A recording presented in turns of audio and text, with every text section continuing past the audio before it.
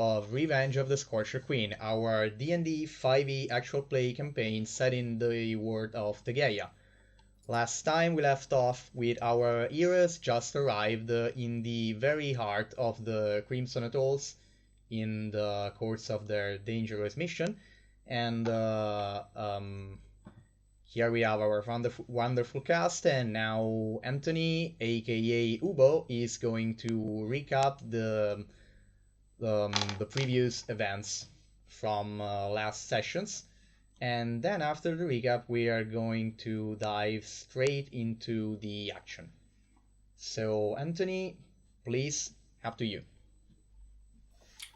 Yeah, so we had spent a lot of time the first half of the session just trying to come up with an approach to the island where we could have taken the Sea Drake corridor. Or gone in on the waves, which was more messy and less time consuming, but more obvious. We chose the more obvious path. When we did that, we spotted a nest of wyverns. And soon after sailing past that nest of wyverns, were contacted and attacked by a wyrmling red dragon, who was very rude and would not introduce himself. So we've dubbed him, or I've dubbed him at least, a shitty brat. He flew off like a coward after he got his tail licked and severed by Ubo as he ran away. And after that, we were just about to touch down, I think. So, okay, yes, exactly. The dragon was, by all accounts, a shitty brat to you guys, and there was a pretty epic battle against a pretty jerk of a character. So, about the making landfall issue thing, you're actually not exactly that close to making landfall. You have come out of the Evershift strip. You have just come out of there after the battle. So right now in the you are about here. You're about here. Okay. So you are about 1x was okay. 1x was 2. You are about uh, I said here, right? Okay, 1, 2, 3. You're 6 to 8 kilometers from the shore, depending from the nearest shores that you can make landfall on. Okay. And which means about an hour at full speed on the Daughter of the Wave. So a bit more than an hour probably, because right now the conditions do not allow for full speed ahead. But you are relatively safe in the fact that as of now, being out of the strip, you don't risk just being stranded on the coral reef as the tide is rapidly descending. And so you are in a position in which you can safely be sure that your ship is just not going to be stranded in the next 10 minutes. But it's gonna take 1 to 2 hours to make landfall, depending on where you exactly decide to do that. You can see the main island of Mauna Hilani in the distance. And you have the Amerian map, so you can try and do and judge the situation. And as soon as the situation on deck calms a bit, the first mate of the Daughter of the Wave, the elf officer called Virian, is going to join you guys to discuss the approach to take now, because the little dragon did manage to take out one of the ballistas, but he did not significantly damage the ship, and so structurally the ship is intact and capable to operate. Though he is worried that after this encounter with the son of the Scorcher Queen, just making a beeline for the island might not be the best approach. And so he's suggesting deviating, making a deviation southeast, more or less in the direction of Shark Jaw, not exactly at Shark Jaw, more like in this, more like about this small island here. And the reason he's suggesting that is he wants to get sort of pretend like you are retreating, just get out of direct sight of both the island and the dragon, and have a place in which you can sort of take shelter and organize for the actual landfall. He does recognize that eventually he will make landfall a little bit riskier, but he just insists on the fact that making it uh, he doesn't think it is safe just to rush directly for the island shore after what happened. He seems kind of passionate, very tense about the issue. He also reminds you that no, not reminds you. He also brings up that probably, especially since you do not know the exact geography of the shores of the island, it's probably best if you use the small ship, the small boat from the guild to make landfall. And he is not very keen on attempting to make landfall with the full Daughter of the Waves. He doesn't want to bring the whole ship ashore. And the captain also joins in. He definitely agrees with Virian on that last point.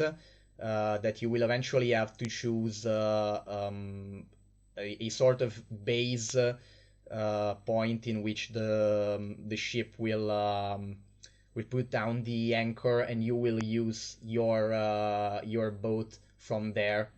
Since it's both smaller and faster, it can allow you to make a faster and stealthier landfall, and then you can rendezvous with the main ship without risking it. Because I mean, they are 100% sure that there is no way to dock the ship on the island in such a way that you can quickly escape if something goes wrong. And they also do not really want to just park the ship in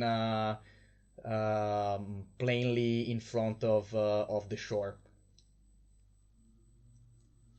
Okay, makes sense. Yeah, fair enough. Yeah, that sounds reasonable. Yeah, they also, and this is Virian insists a bit more on this particular point that yeah, you wait after having found a safe place to use as base camp, let's say, to try and make landfall on your own. And they could probably try and send Rize to do some reconnaissance of the island, and you then can wait probably until after. He even suggests just straight up waiting after sunset to try and make landfall. I'm saying making landfall every 10 seconds. But I mean that's what we're talking about. So what do you think of that? Do dragons have dark vision? In general, okay, yeah, that Ubo, yes, they have. I'd be surprised if they didn't. Yeah. I mean, yeah, there is no. I mean, out of game, 85% of the monster manual has dark vision, and dragons in particular have short range blind sight as well. So not sure what kind of sense exactly that's supposed to make. Is if that is just super senses of the, or if they have just like Hunter x Hunter, they actually have N always active. I don't know, but someone got that reference. Yeah, man, great show. Yeah, absolutely. Okay, so yeah, the knight won't be a problem for the dragon, but also you have demonstrated that if you are attacked again by the dragon alone, by the wyrmling alone, that is not an issue for you if you can face it well rested. I mean, he had that close shave with Darret, which has the armor still smoking from it, and so probably, I mean, if you have definitely seen that if you can avoid the being directly hit by a fire breath, you can definitely take him on. Yeah, that was hard. That was harsh. Yeah, that definitely. But the power output of everything it does besides that attack is definitely something you can face. Okay, so any other questions or tactical deliberations before you start your maneuver? No, I don't think Ubo has as much experience. Okay. Okay, so Virian is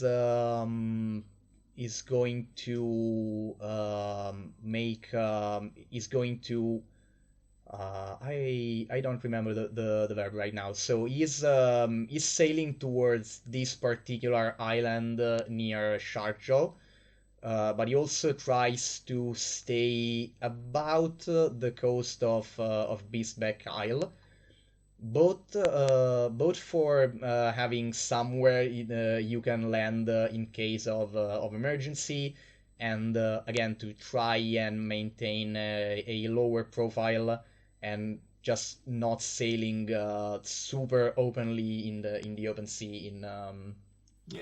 if not necessary. And he kind of makes sure that the ship takes its sweet time, both avoiding. I mean, he has reasons, as you notice, that nothing like the Evershift Street, but there are definitely places in which moving carelessly during the shifting of the tides will leave you stuck on some rock. So he has every reason to be careful. But he's even being extra careful, like almost paranoid to not even scratch the ship a little. At one point, he takes a very long sort of detour. Basically lets the ship drift for about half an hour because something could have been a snake whale in moving in the distance. And so by the time you make it to the unnamed small island, which turns out to be um, a rocky cliff, mostly almost vertical with a flat top and a small strip of sand. By the time you make it there, is sunset is nearing. Wait, is it that I do I not have? Okay, no, it's just that Roll20's zoom is not particularly great. Okay, that's better. Did I move you all to this map? Yes, I did. Hooray. Okay, so I need to reveal some more areas.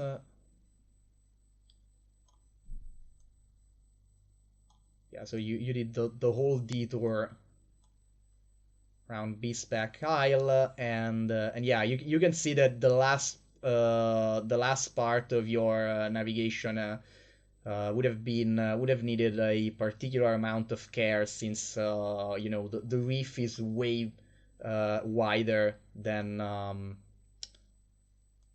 the reef is way wider than the emerging part of the island. So you drop the anchor around when the sun is starting to set. You are no more in direct line of sight of the island, and a little bit earlier than that, the captain and Virian sent Rize with the hippogriff in exploration. He also asks all of you before flying for the reconnaissance if you have something if you have some ways to help him to be either faster or stealthier with his reconnaissance mission. What do you mean stealthier? I mean, speaking to Carnifax in particular, for example, if the mage here could, I don't know, make us less detectable, even if not straight invisible, while we are exploring the shores of the island, that would be great. But anything in that category would, I mean, we are gonna be making a flying reconnaissance tour, and we noticed that there is a lot of flying hostile stuff around here. So I just don't want to be a flying sitting duck, if you pass me the term. Well, as far as stealth is concerned, I can reduce you in size, or I can speed you up. But that's about all I have for today. How long does the speeding up last? The speeding up would only last you about 1 minute, though. Okay, no, that... Oh, no, if it's... you were talking about haste, right? Correct. Okay, no, that's definitely unadvised, because you would have to cast it on the hippogriff, and the few seconds of complete lethargy are after the spell stops working are not advisable in the air. What about making them stealthier? What is the option? Oh, you can reduce them in size. How long does that last? That would also last for about 1 minute. Okay. Okay, so yeah, they would just have to take a very low profile. Just a question out of game. Does Carnifax know invisibility, even if he doesn't have it prepared for today? Let me double check. I want to say yes, but let me check my spell list. Because I mean, with all his experience, Rize just knows that it is possible to become invisible with magic, so he would straight up ask if you can make them invisible. And Carnifax will respond, I could if it was tomorrow. I didn't study that spell for today. Okay, then if it's not an issue for you, I'll be extra cautious, and if anything happens that makes me even think I might have been spotted, I just get back to the ship. So he's gonna do a very careful exploration for this evening, and he's gonna be almost paranoid, and then he's gonna try again the next morning if there is need to. If you can prepare and spare one casting, probably two, because you would need to make both him and the hippogriff invisible, I guess. Oh no, is invisibility concentration? I'm looking at that right now. Where to go? Yeah, it's concentration, so I'd only be able to do one of them. Oh, okay. Anyway. Okay, he kind of speculates that if he flies very low, probably one flying person is smaller than an entire hippogriff. So, but yeah, you will think about that tomorrow. It's definitely weirder though. Just a flying dude. Okay. Crouching in the air. Excuse me? Flying dude crouching in the air. Yeah, exactly. And he would be hunched over. That's gonna be weird. Invisibility also renders Oh. anything the target is wearing or carrying. So if you say that, you know, if he would really crouch down on the hippogriff. Yeah, I could see that. I could see that working. I mean, I think probably this is some rule lawyer's gray area, but honestly, at this point, since we are talking, I could say that we would need a relatively low DC check, like either Arcana for the caster or Stealth for the rider. I don't know, and you can make that work.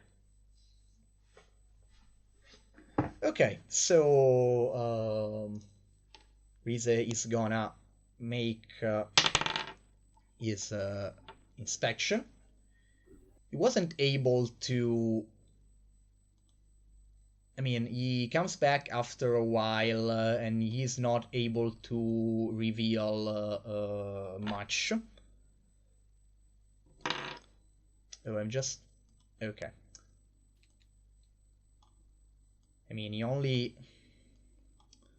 The one relevant thing that he discovered before being sort of forced to come back is that there is another small island with a shore and some rocky relief just basically directly under the mainland that you could move to in the day after and to use as a base camp for a rendezvous, but that would basically force you to land on one of the two possible shorelines on the very south of the island itself, which would mean that given the assumed geography of the island, you would be the farthest from the presumed lair of the Scorcher Queen, which at this point, basically every one of you just assumes is the big ass volcano in the north of the island itself, or somewhere around there, as I mean, it's quite literally the highest and hottest point on the whole archipelago, so you just kind of assume that It's a safe bet, yeah. yeah, especially since we're talking red dragons that even when they live in such in such a place, they still do like their rocky heights. So definitely a safe bet. All right, cool.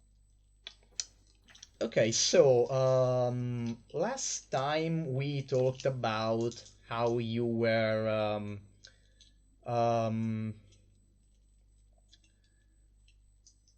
excuse me. Are you going to normally guard duties are gonna be shared by members of the crew, probably mainly Rize, as he's kind of scouting is his main job, and he's gonna take turns together with Virian and a couple of other crew members. So yeah, I'd like my retainers to also take watch. Okay. So they basically can accompany the. Okay, that's good. There's three of them, so they can just accompany whoever is on duty at that moment. Right, like during the shifts, they can each take a turn, that sort of thing. Okay, so you can get so your I can whole... spread it out. Yeah, you can fully rest then. And also, since you've given your roll against the dragon, you are definitely probably needing and allowed to start resting a bit earlier. They just Virian makes sure that you have that your dinner is ready way ahead of the others, so you can get well rested. Awesome. And I mean, taking you can take an extra few hours of sleep, so you are completely fresh the morning after, or even in the middle of the night if you decide that the operation is gonna start earlier. Would night make more sense since we're trying to be more stealthy? Depends. I mean, night would make more sense for any other unknown threat that is not the dragon. So basically, it's kind of a 50-50. Can all of us see in the dark? I think Darret can't.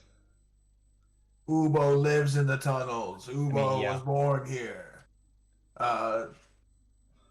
I always have the one player that does not have dark vision in every party that I have. I could. Well, I have Kobold retainers. Can I have one of my retainers kind of just like whisper and point to him where things are if anything goes down? Yeah, that can definitely be a solution. Okay, I'm gonna give him the mopey one, Morbo. Okay. He's probably the most likely to vibe. I mean, so if you want to go at night, there is that option. Honestly, okay, so you have the map, so you can make this judgment. The one advantage you would have at night is against any hostile humanoid, especially if they are humans, because there is a smack dab in the middle of the map near Mauna Hilani. There is a clear "not uninhabited" written near the name of the main island that you can see. So apparently the Emerian map states that there is indeed people there. So if they were to be hostile or an issue, and if they are humans or any other humanoid species without dark vision, that probably night could be an advantage with them. For animals or other threats, you absolutely don't know whether going at night is better or worse. I think that decision's up to Darret. How do you feel being led around by a kobold without being able to see very far in front of you?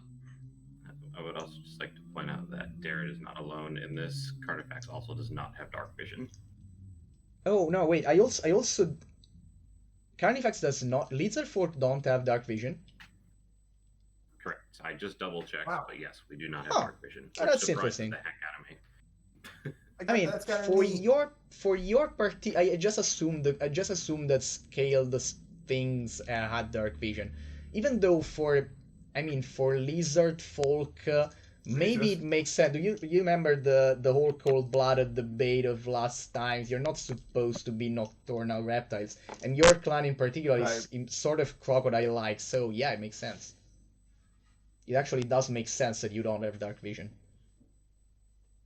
Huh. I wish I had dark vision.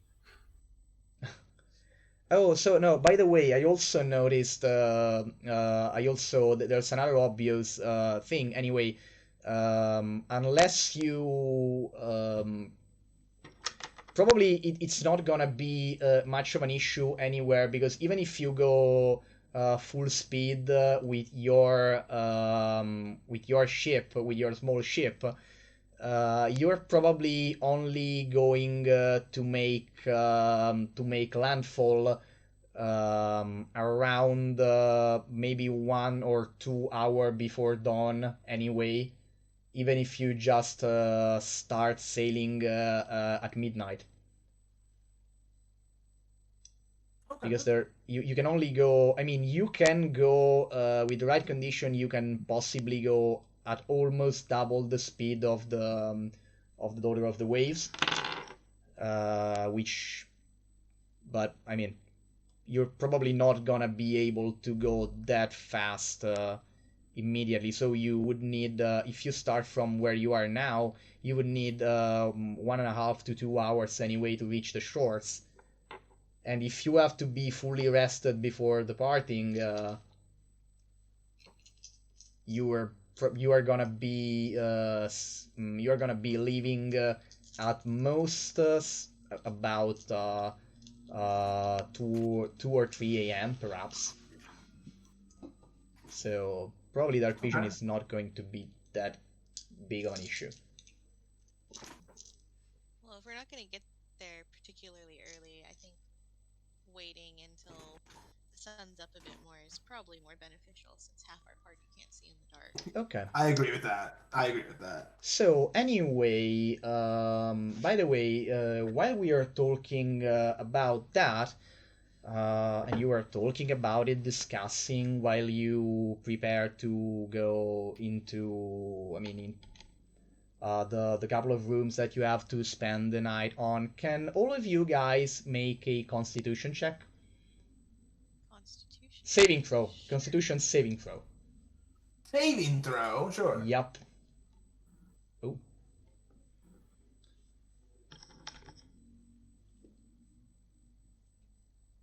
Derek is not particularly robust. Dang it. Yep. I accidentally rolled in the Beyond, I'm sorry, D&D Beyond profile, and it was a 15. And then I clicked the dice, and now it's a 12. Oh, ouch. Okay. Yuck. Oh, wow. Can you remind me of what is your arrangement for... you have... I told you last time that you have about 3 rooms at your disposal. So just right now I need to know how are you organized to sleep.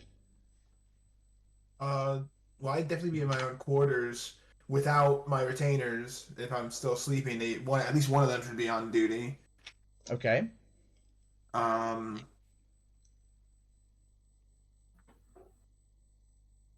That's Derek it for is me. fine with whatever. Yeah, I don't. Okay, let's call the rooms A, B, and C. And especially, I honestly want just the most relevant things that I want to know is who are Altana and Carnifax in the room with, if anyone.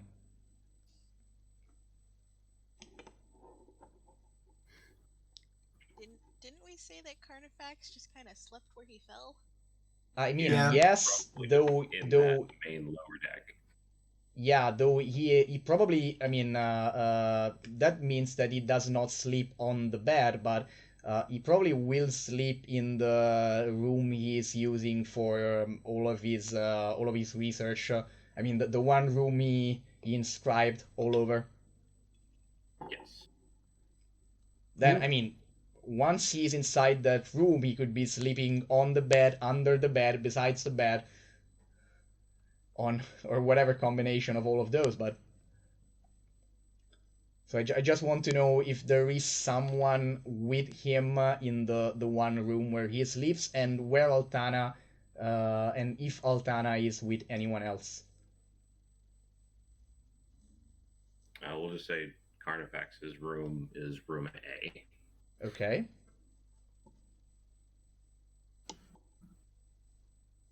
Althana wouldn't mind having to share a room, since it seems like Ubo requires his own room, and so does Carnifax. So I guess that's Derek and Althana in the remaining room. Okay. I think it has to be, if those two. One's really chaotic, and then the other requires his own sleeping quarters. And then the other is full of. Tons of. There is 4 kobolds, so at least one other person definitely can be there. We're small, but we carry heavy. We got a lot of stuff, teapots, and Oh, yeah. a whole bunch of stuff, baking goods, everything. I am gonna make Kobold a thing, a staple thing in Tagayan lore. Yeah. I'm gonna credit you for that. You're gonna tell me what's inside of it, because it's gonna be, you know what? It's probably mushroom tea given kobolds. Yeah, I feel that. Deep mushroom tea. So they get their own room, and then Carnifax is in room A. Okay. The kobolds are in room B, and Daret and Altana in room C, okay? Sounds good to me. Okay, now... Woo! Okay. Okay, so the reason I'm telling you this is because Altana is the one person in the middle of the night to, after falling as I mean, not exactly in the middle of the night, but after falling asleep way too quickly, which happened for all of you guys. Altana at one point sort of wakes up with cramps and I mean, not feeling exactly, not exactly feeling very well at all. And she notices that Daret is heavily snoring, but also he's asleep in kind of a weird position, like he didn't naturally fall asleep. Sort of, he lied down and just passed out. And Altana herself realizes that her position for being asleep was particularly weird. Okay, he is typing something. I hope there are no audio issues on my part.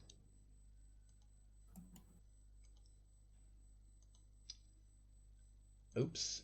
Oh, you went sort of robotic there for a second. Oh, so Wow. you were able to hear? Was it just bad quality, or did we actually miss? Did you actually miss something? I think I got it all. You said that Derek was snoring unusually heavily. Was that it? Yes. Okay. Yes. Okay, and also the position in which he's sleeping in is kind of weird. It's sort of like he passed out instead of just falling asleep normally. Right. Okay. All right. I'll get up to go check on him. Kind of Okay. just ignore my own discomfort for the moment, and just like make sure he's breathing and stuff. Right. Yeah, He's snoring, but yeah, like he's that's snoring like heavily, but he's actual breathing. like a good amount of breath. Like it's not shallow coming out of his body. Like check like finger under his nose type of thing. No, he is breathing, but he's also um, heavily snoring and asleep. I mean, it doesn't seem he's actually asleep in the best of way. Huh. In the best of ways, but and also, besides the fact that he's snoring, he is almost unmoving. I'll try to wake him up. Okay. Just give him like a little shake. Oof, bad vibes. He starts of he basically gargles a bit, but doesn't react much if the shaking wasn't particularly strong.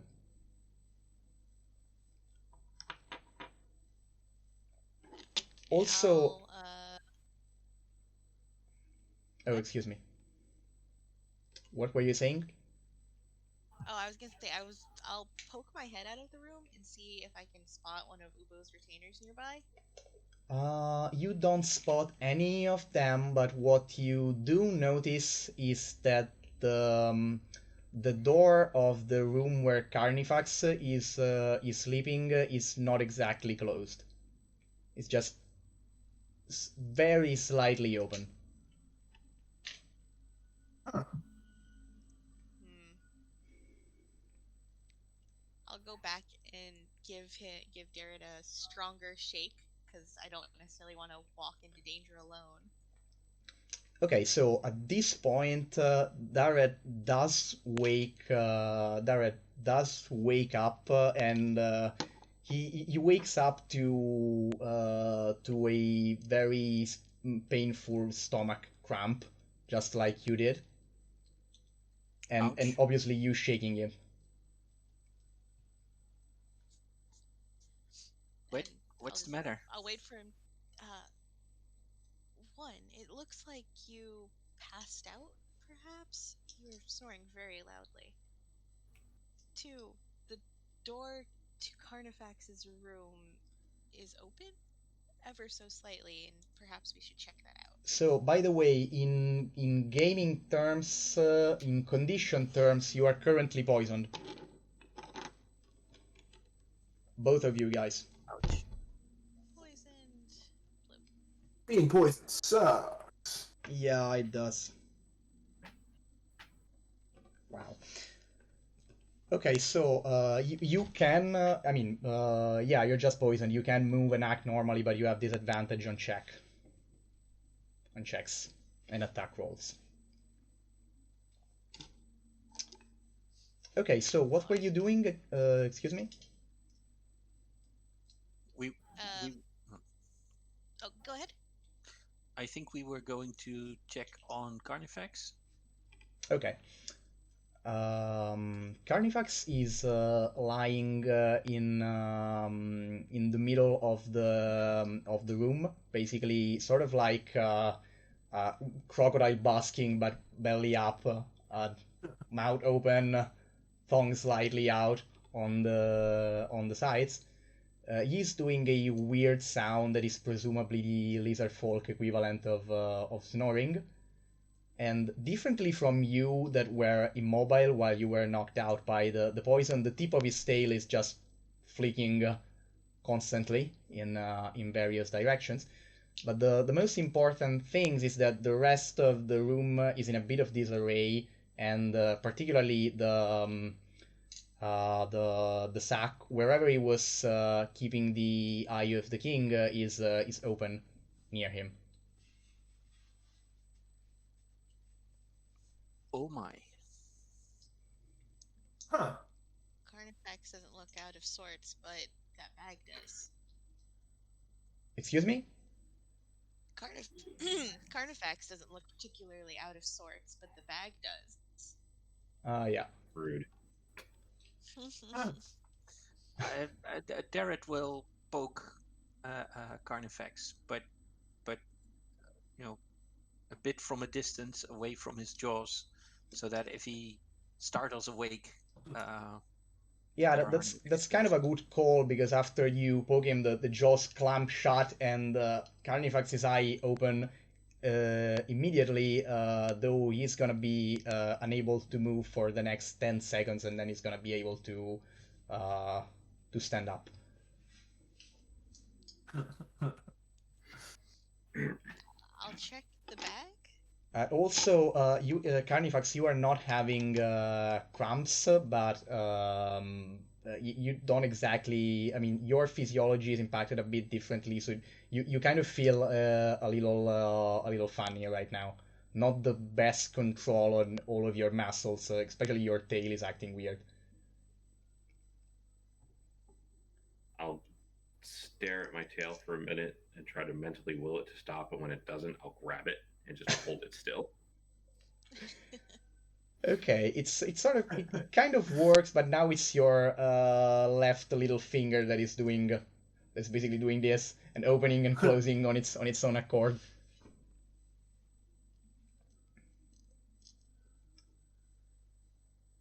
Whatever this is unusual. And I'll release my tail and let out a very grumpy crocodile gurgle. Are you Okay. okay? It seems you are. Obviously, you are currently poisoned, and you are gonna have these minor muscle twitches for as long as you keep being poisoned.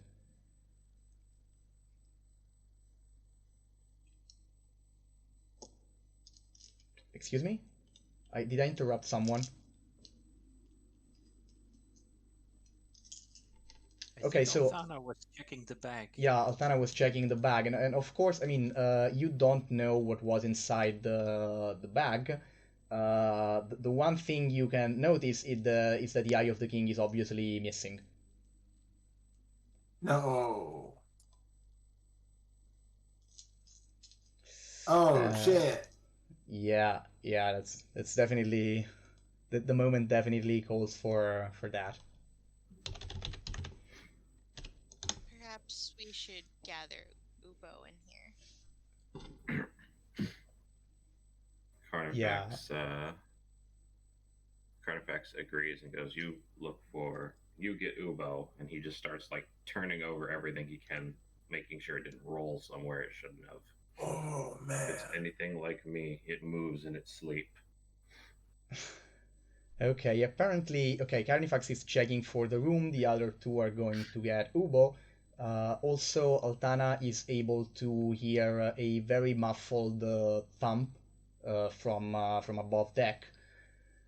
And Ubo, along with the two retainers that are in the room with him. They are in the same condition as everyone else of you guys, were sprawled on their respective bed, kind of snoring in unnaturally still while they sleep and need to be shaken awake, kind of vigorously, and also awake awake poisoned and with stomachache. Mm. Oh. Ubo feels awful. Oh. What is going on? So, by the way, Carnifax, the Eye of the King is definitely not in the room.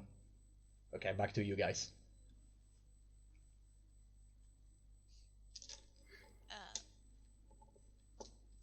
You need to come to Carnifax's room. We have an issue.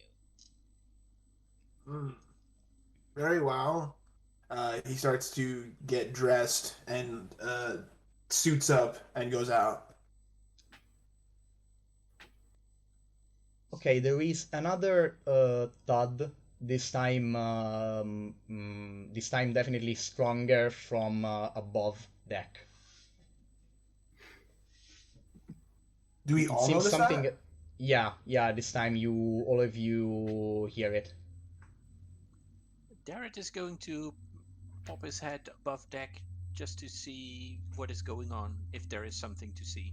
Okay, so you sort of run up to the nearest point in which you can look out, and there is definitely something to see, because um,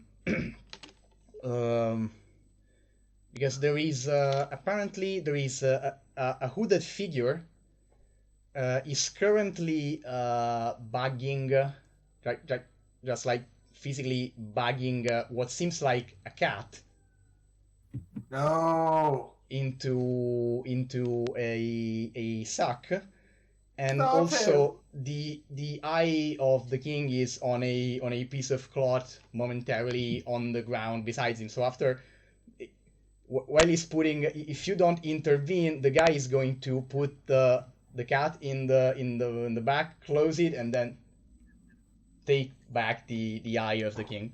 As soon as I see this, I shout something like "Halt, thief!" and jump on the deck. Okay.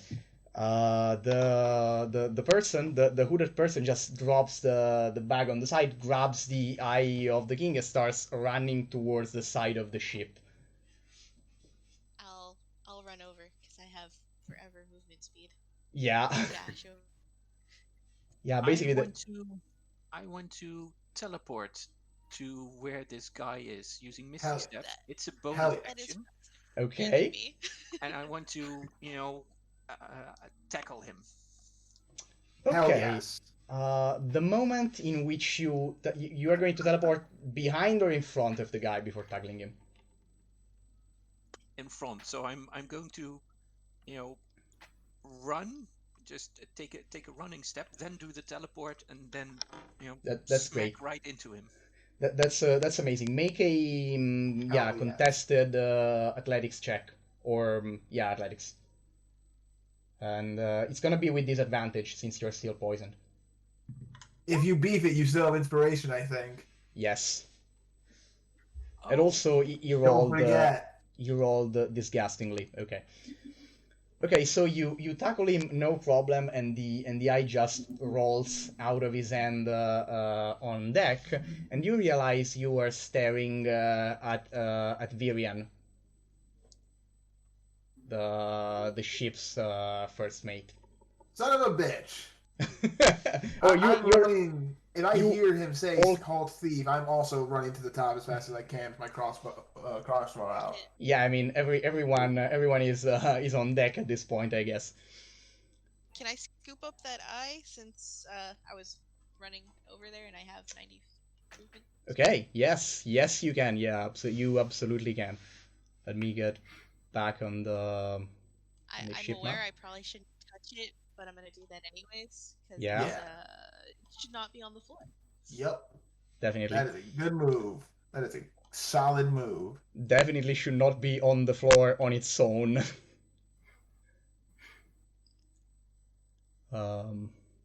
Okay. Okay, so the situation is Altana is holding the eye, Ubo is crossbows out, Carnifax is on deck as well, and Dareth just tackled Virian. So yeah, Could I, in this moment of me coming up on top, could I fire at Varian with my crossbow? I mean, you have the time to fire at him if you need. Dareth clearly got him pinned. Oh, here it hasn't pinned. Okay, never Yeah. mind. So, I guess I'm just going to back up Darret. I'm just going to go near Darret and make sure that we can secure him. Let me just make sure. Do I have okay, anything? I don't have so Virian is kind of making resistance, trying to get one end to his.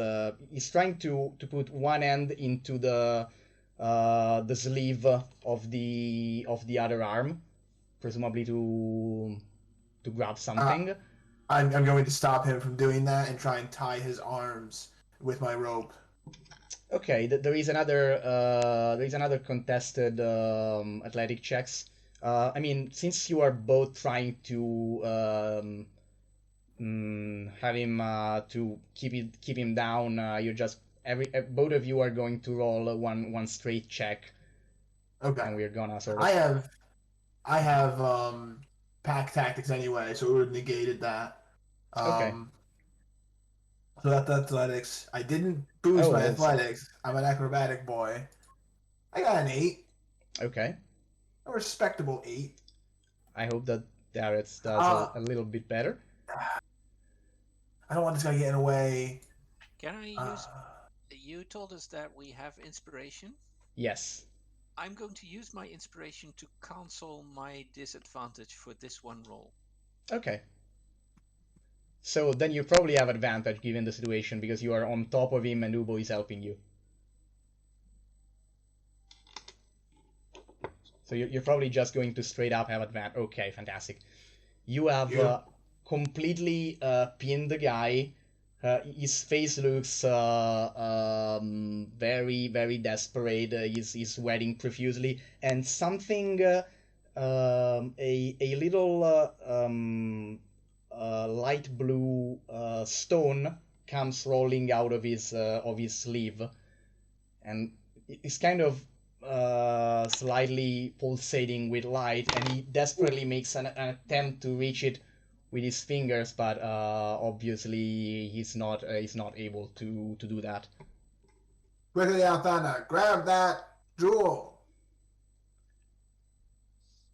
Altana is going to be grabbing a lot of stuff. I guess I'll go over and I'll grab it. How big is it compared to like the eye?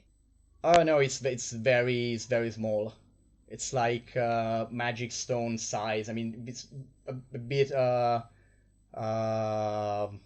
bit more than a marble, but definitely can comfortably stay hidden in a closed fist. Okay. Then yeah, I'll just pick that up. So you can literally actually use the hand you're holding it with to make an armed attacks while you hold it, no problem. Perfect. Oh wow. Okay. You are you the only one that speaks Elvish, right? Or does Maybe? I think David speaks Elvish as well? Yep, I speak Elvish as well.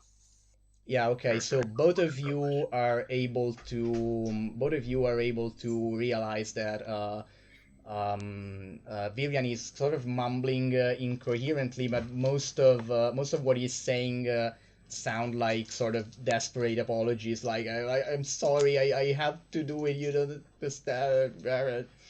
He's desperately apologizing, but also desperately trying to get free of your grapple.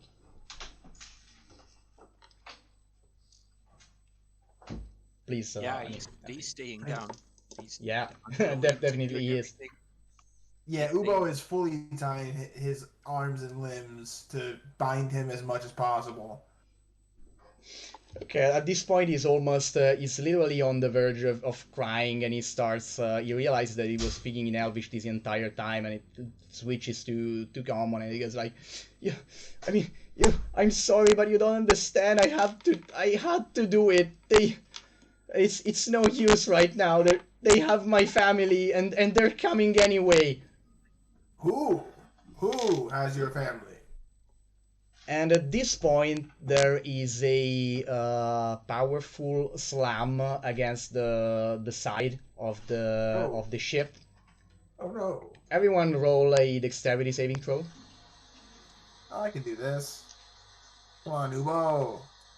Everyone is still poisoned. Let me remind you. Oh shit. Okay, Literal second. that's not great. Ubo, don't beef it. Aha! I got exactly the same both times. Okay, so Carnifax is us on the deck. And the same for that. That just rolled over, and he's not keeping Virian down anymore. But I mean, Virian has been almost He's completely tied in the meantime. Oh yeah. So he's not going anywhere as well. So we only have Altana and Ubo still on their feet. Oh, by the way, whoever was of Ubo's remaining retainers that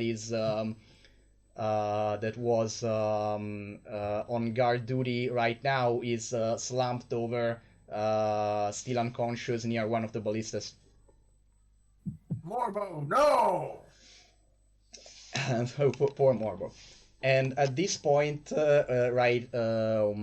yes, 1 second after the slumping, 3 figures jump on deck from apparently from the very water around. Oh shit. I'm going to get them on deck in a second. I'm going to use sort of inappropriate tokens, but I mean. Okay. Okay, no, wait. This is actually better. It's actually better to use this one. Yeah, I mean, it kind of makes sense. Okay. Oops. Not one on top of the other, please. Okay, so we have Altana and Ubo on their feet. Carnifax is here. I mean, what the hell? Thank you. This is not needed. This one is, though. Okay. You are all on the token layer. And you as well. One just appeared basically very close to Carnifax. Okay, so these all three of these guys Oh, God. are visibly Sirenians. So they are slender, humanoid, which are, I mean, they are kind of merfolk, green or turquoise skinned. Right. All of them kinda lightly armored, and so one of them is wearing a sort of almost makeshift crown made of coral and other stuff, and has a Oh. trident with the tips of which are made of sort of mother of pearl and coral, very beautiful, very luminescent, Oh, wow. and it is this one. He has kind of a haughty face. This other guy here has an helmet, sort of helmet, which is decorated with the jaw of a shark, masking part of his of their face. It's actually, this one is actually a Sirenian woman, and she wrapped around the last portion of her tail. She has this. Oh, sorry, she's supposed to be about here. Wrapped Okay. around the last portion of her tail, she has this sort of spiked chain ending in a blade. Oh, what? Shit. And this other guy here is a dude, more greenish in skin. He too has an helmet that covers the face, made of various shell-like material. And this guy has a small sort of dagger or scythe in one hand, and in the other he has a scimitar with a very vivid blue blade. Yeah, we're going full Samurai Jack villains. Okay. I'm down. Yeah, and so the two guards point their weapons at you, and they are standing like sort of like if they were I mean, half snake, sort of like the Marilith pose. They are slithering on their tails on the ground, and they are they're from the waist up. Instead, they are standing. Like, I think you get the picture. And they point their weapons at you, and does any one of you? Oh yeah, you Altana speaks Aquan, or better yet, Primordial. Yeah, I do. Nice. So the royal looking one speaks in Primordial, and he goes, "You, woman of the surface, surrender the eye this instant." And I'll respond in Primordial and just go, make me? Okay, that's great. Roll initiative. Oh, yes. I love you guys. Okay. Is initiative considered an ability check? Technically, it could be a dexterity check. I don't know. Let's say no for the purpose of this roll here. Okay, I'll keep my 18. I'll keep my 19. I'll keep it. Okay. I mean, you're twisting my arm here. All right. Okay, just a second. I'm gonna roll for my guys. Where is the... Okay. Okay. That could have been better. This could definitely. Oh, thank you. Oh, come on. Okay, that's fine, I guess. Okay. We have an interesting initiative order. Okay, so we have. Excuse me. What was the last? Okay, so we have Ubo, which is 19. Then we have Altana with 18. Then we have which one is it for Darret?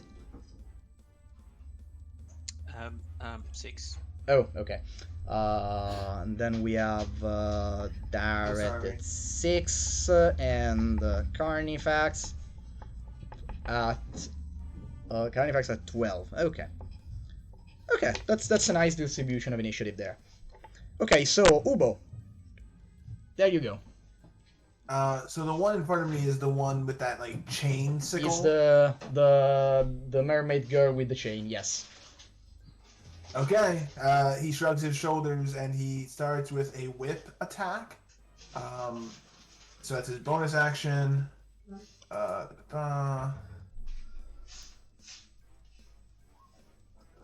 Oof, a 9 is gonna whip it, right? No, definitely not. Ah, man, I have to get into range. That's gonna. She sort of easily just slightly moves and avoids the whip. You're gonna attack again, I guess. Yeah, this time I'm gonna advance, although this might be foolish given that she has range. Gonna advance with my rapier to stab her twice.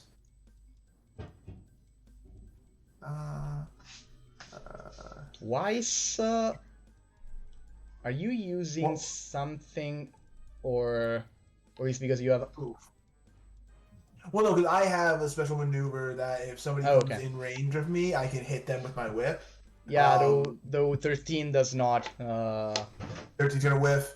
Ooh, yes. Beefing it. And I'm gonna attack again with my rapier.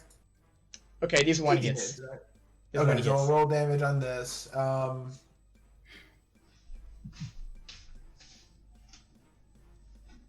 Okay. That's just 9. I'm gonna also add a maneuver dice. Okay. I want to use.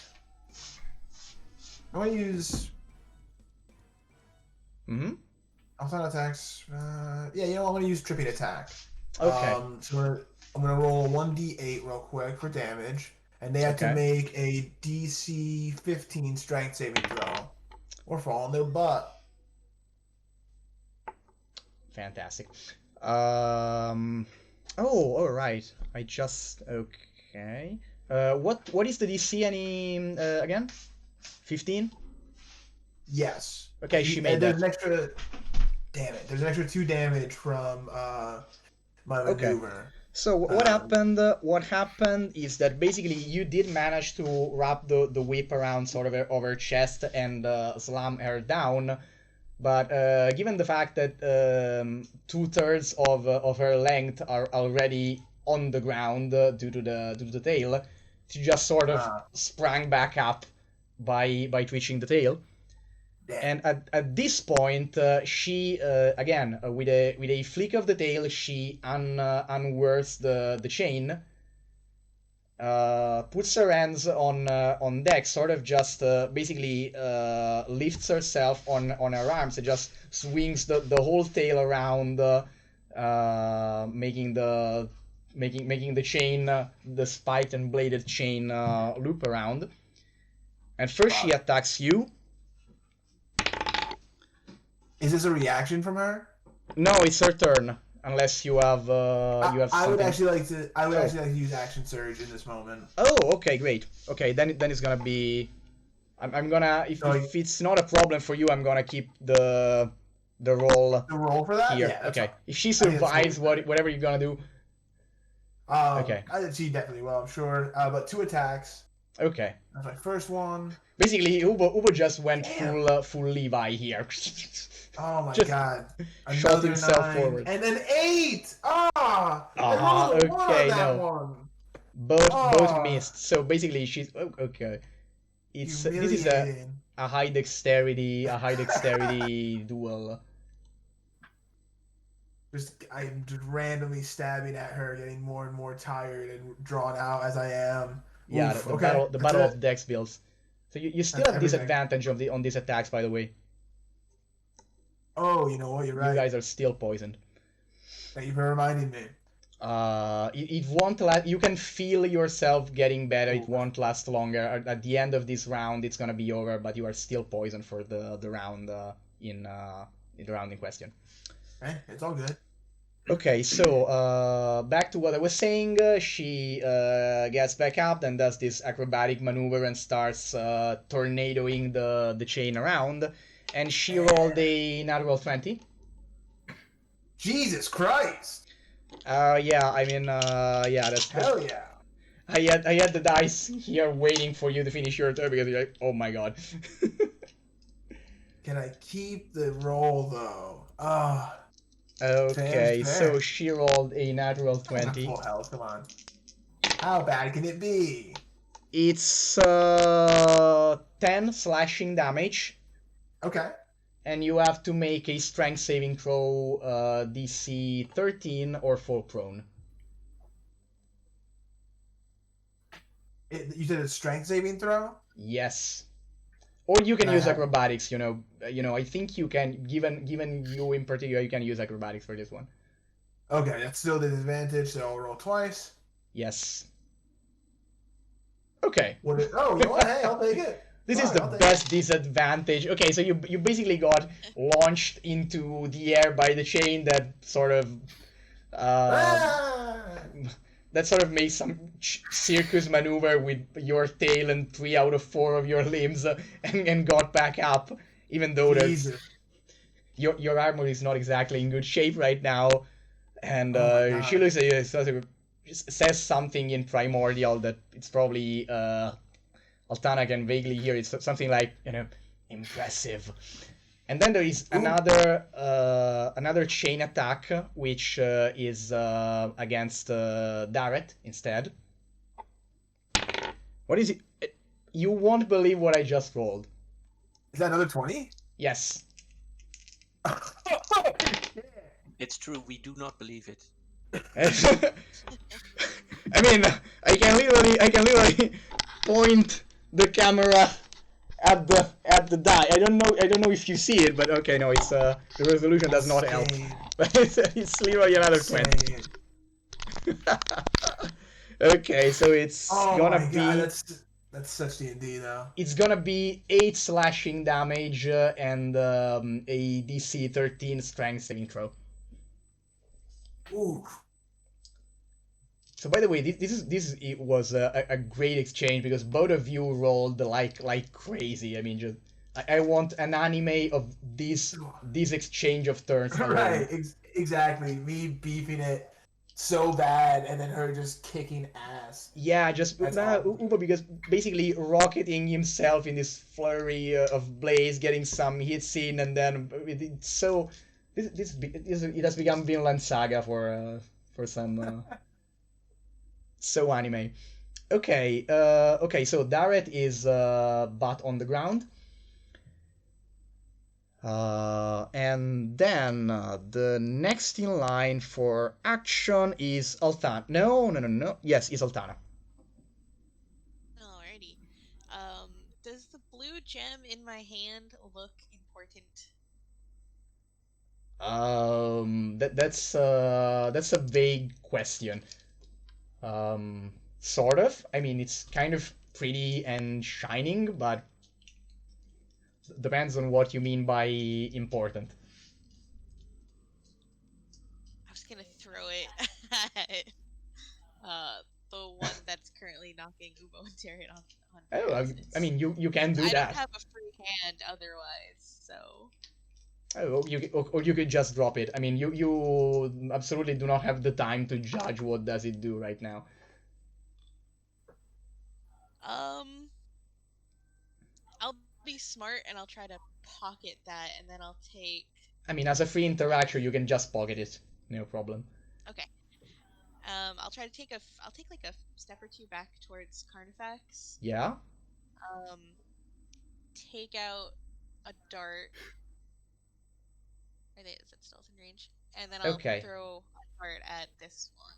Okay, remember the disadvantage from the poisoning for now at least. Alrighty, I'll just roll twice here. Okay. 9 and a... Okay. So the 15 is the lower one. 15 barely misses. Just you sort of it bounces off the shoulder plate of the woman's armor. I'll try it again. I mean, makes sense. Absolutely makes sense. Just raising the volume a little bit. How did this go? Oh, 12. It's unfortunately it's the 12, so yeah, another miss. Oh no. Alrighty. Oh no. Fine. I'm very sorry. Next round is our round, gang. Next round. I'll use a key point to do patient defense, just because I'm holding onto this orb. Okay, that's good.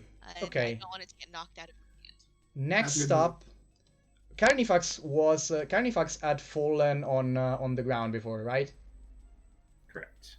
Okay, so he's in no position for opportunity attacks when the Sirenian with the blade steps back, and he winds up the blue blade, and he makes a very wide slash, and there is a there is basically a wave sound as a sort of wave of water erupts from the blade, and the scimitar basically extends by a good amount. It becomes about I mean, while he is slashing, the blade lengthens and becomes about 10 feet long during the slash. And so he's trying to swipe at both Carnifax and Altana at once. Misses Carnifax by a lot. Also misses Altana. I mean, the hit was impressive, but the wind-up was long enough that both of you were able to avoid it. And at the moment, he arrives at the top of the movement and just tries it again. And this time, oh my god, I'm fully paying for. Oh wow, I am fully paying for the natural 20s of before. So right now, this one does hit Altana. He has disadvantage on dodging. Oh yeah. Oh, so he has disadvantage. Okay, so he's probably not gonna. What's your armor class? 15. Oh no. Okay, then he's gonna. I'm sorry. So it's 4 slashing damage and 3 cold damage. Alrighty. And okay, that's it for him. And as for the I mean the king-like guy here, he tries to once again points towards you, murmurs something while making glyphs in the air with his hand, and you are going to make a wisdom saving throw.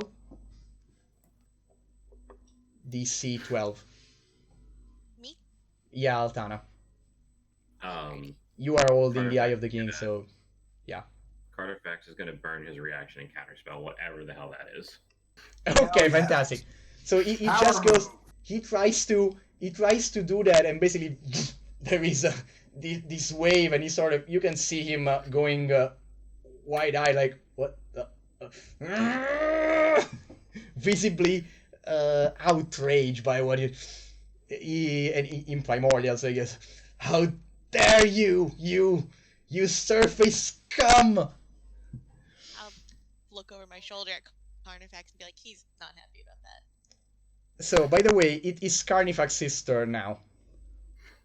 Alright. Well, Carnifax will stand up. And he'll look to each of these people and go, I assume you're here for the orb, but you don't seem to understand that that's mine.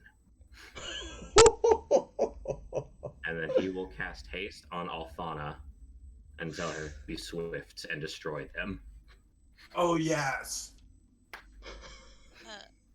After you use your inspiration, you're gonna gain it back immediately. I don't think I've ever seen a monk with haste before. Holy shit, this is devastatingly good. It's gonna be It's like brutal. double movement speed and an extra attack, right? Let's see. Yeah. You have Yes. An double extra movement full speed, action.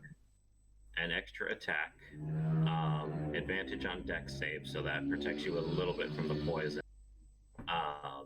And you have a +2 bonus to your AC for the next 60 or 1 minute. Holy crap. Plus That's 17 amazing. AC, man. Hell yeah. That is amazing. Haste is In so... one action, or was it just one action? Or one attack? You One gain extra an additional action. You can use it to make an attack with one Right. weapon attack, dash, disengage, hide, or use an object. Okay, gotcha. Okay. And then Okay, Carnifax is so- good standing where he is, so he'll end his turn there. Yeah, okay. Okay, after Carnifax, we have finally Direct. Oh, no, wait. Yes, we finally have Direct. So I'm lying prone, right? Yes. Yes, you're lying prone.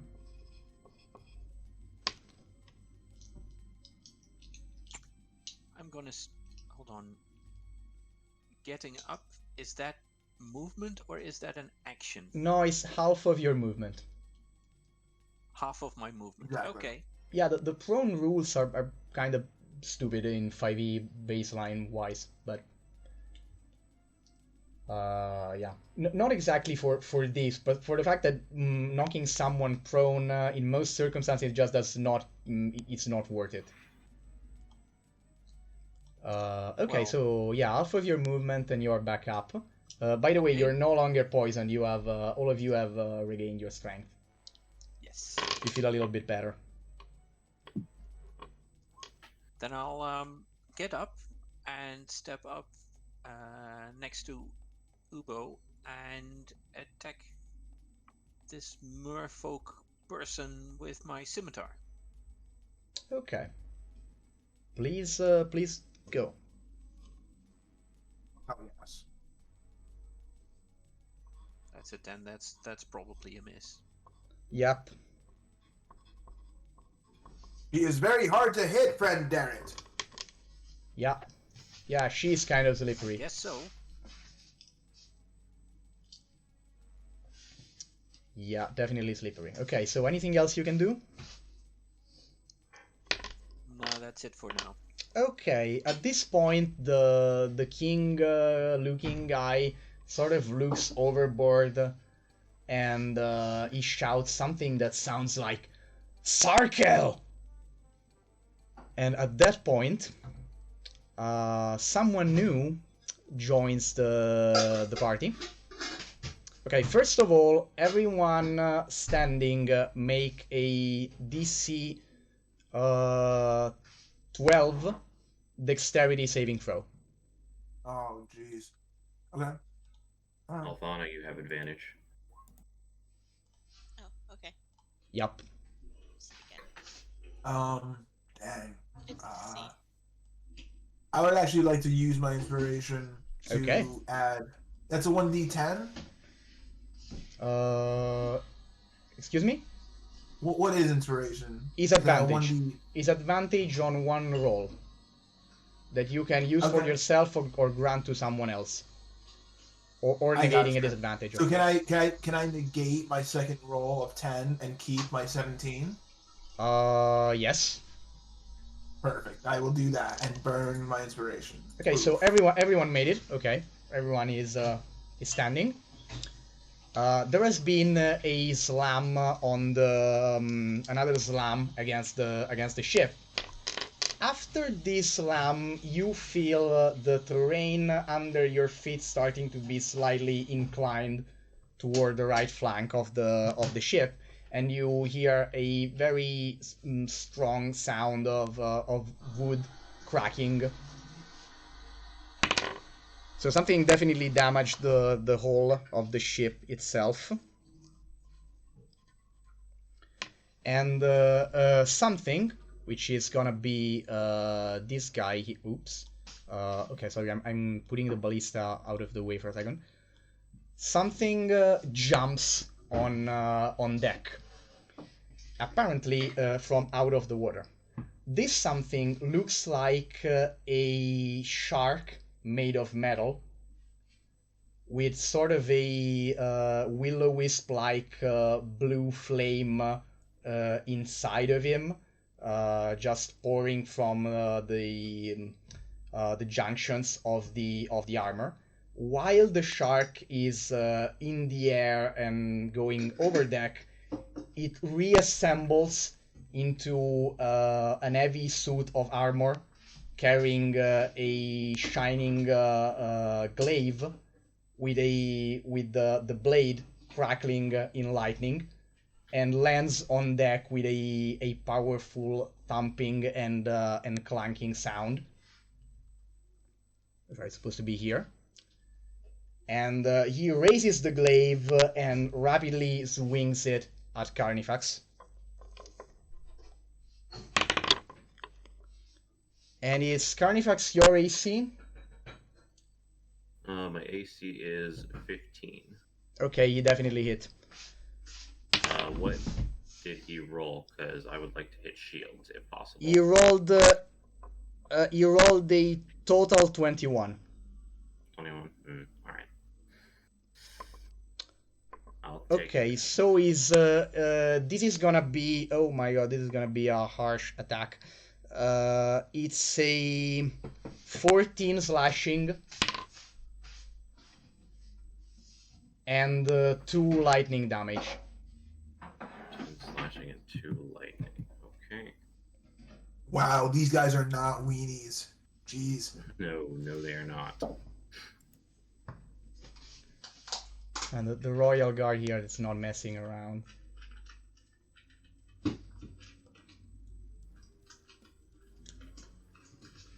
Okay.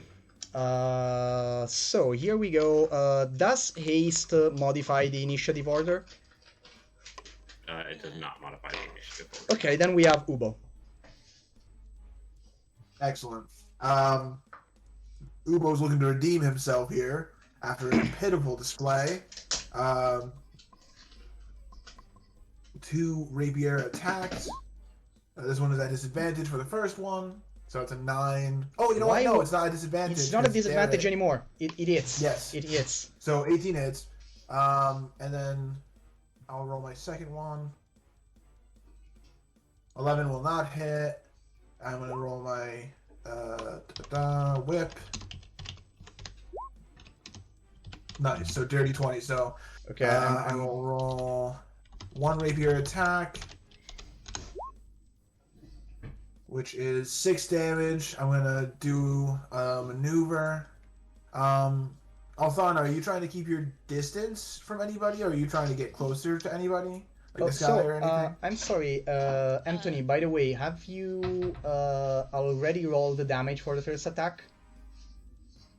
Yes. That was 6 damage for just the rapier, not for the maneuver. The maneuver is another 1d8 I have to roll. Okay, well, just wait a second.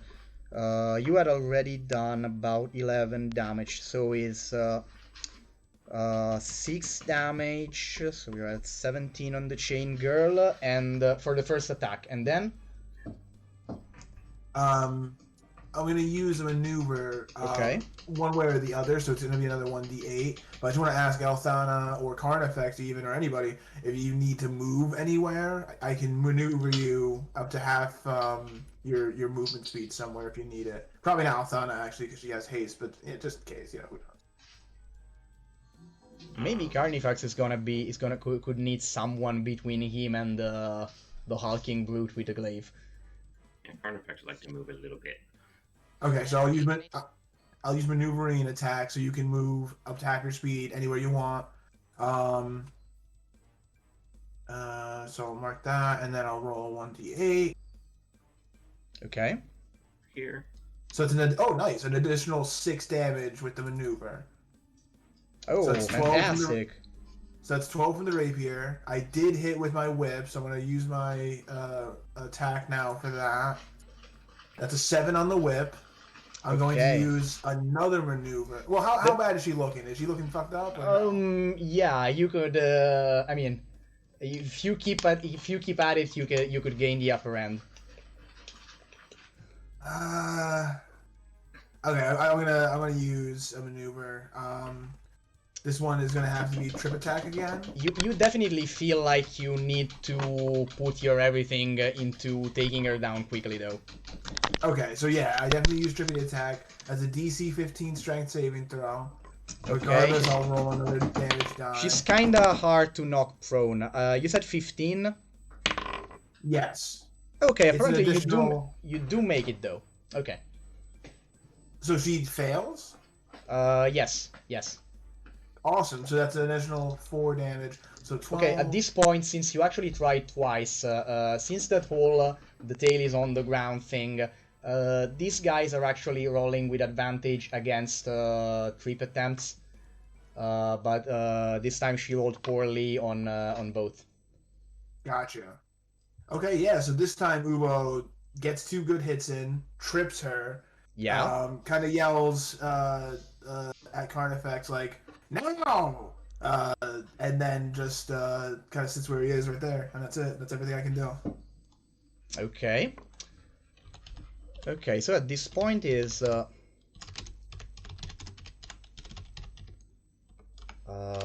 this point...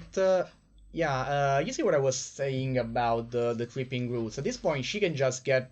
By normal rules, she can just get back up without consequences.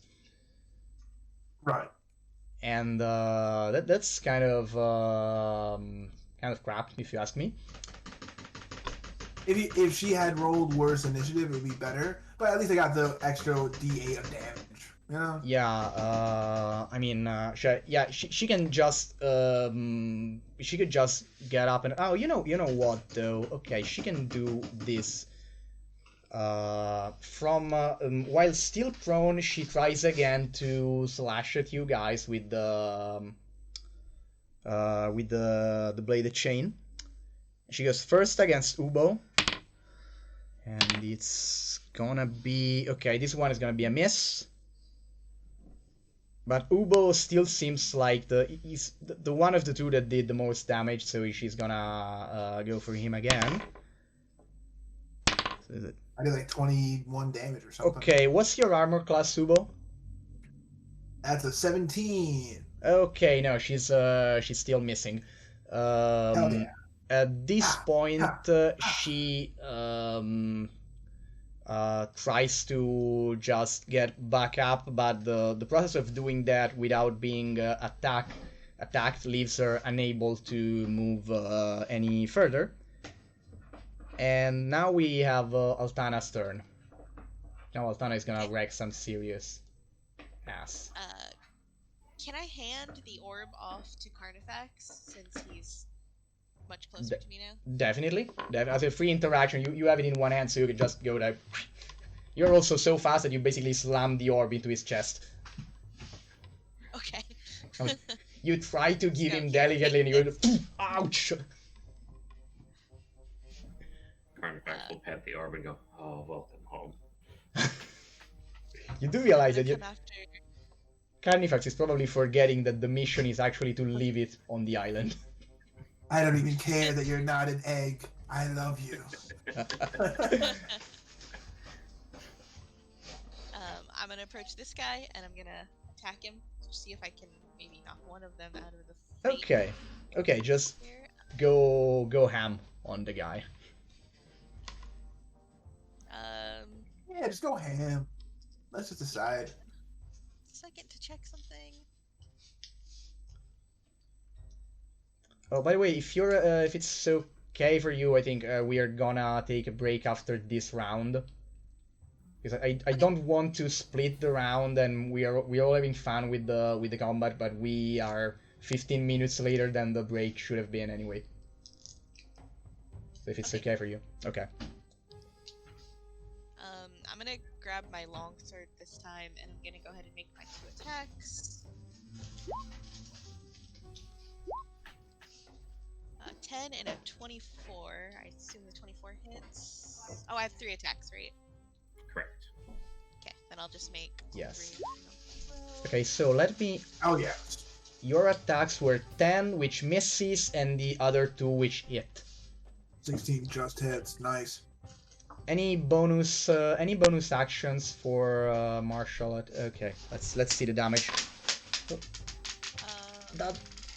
Oh, it's rolling both my 2-handed and my 1-handed, so... Which one do I have to consider? The 10. 10 Okay. for the first attack, and then... Okay, so you're against the blade guy. 10 and 8, so 18 total. Okay, 18, 8 with another attack. Oh my god. Nice. How does he look after that? Kind of bad. Let me just check something because you ate a lot of damage. Does Which he look is like he's gonna cry anytime soon? fantastic. Oh, I mean, you just he has the guy has 1 hand less than when Altana started attacking. Good. At this point. Okay. Then Tasty. I'll burn key point and do flurry of blows on top of that. Fantastic. Which You're just going is Ultra Instinct on this guy. make 2 unarmed strikes as a bonus action. So there's the first one and there's the second one. Oh my god. Aw, dang it. It's all 14 and a 9 though. So I think Okay, it's no, gonna miss. those 2 miss. Those 2 miss. Okay. Do you still have stuff you can do? No, I think your turn is over right now. No, that's everything, yeah. Okay, after this complete onslaught. Then we do have the blade guy, which with the one hand he tries to retaliate. Blade guy. So first of all, he tries to jump back, and he takes 1 opportunity attack from you. I will take that opportunity attack. Okay, please do. 17. Okay, just 1 second. Okay, he uses a parry reaction to barely block the attack. Okay. Okay, you rolled close enough to his armor class that the parry could save him basically regardless. Okay. He's kind of getting desperate, almost throws himself off balance after parrying it, and then he goes for 1 final swing of the elongating water blade. And 1 attack which misses. Basically, both of you do Altana does sort of a matrix dodge. As for Carnifax, the same. And attack number 2 is gonna be again, what is Altana's armor class right now?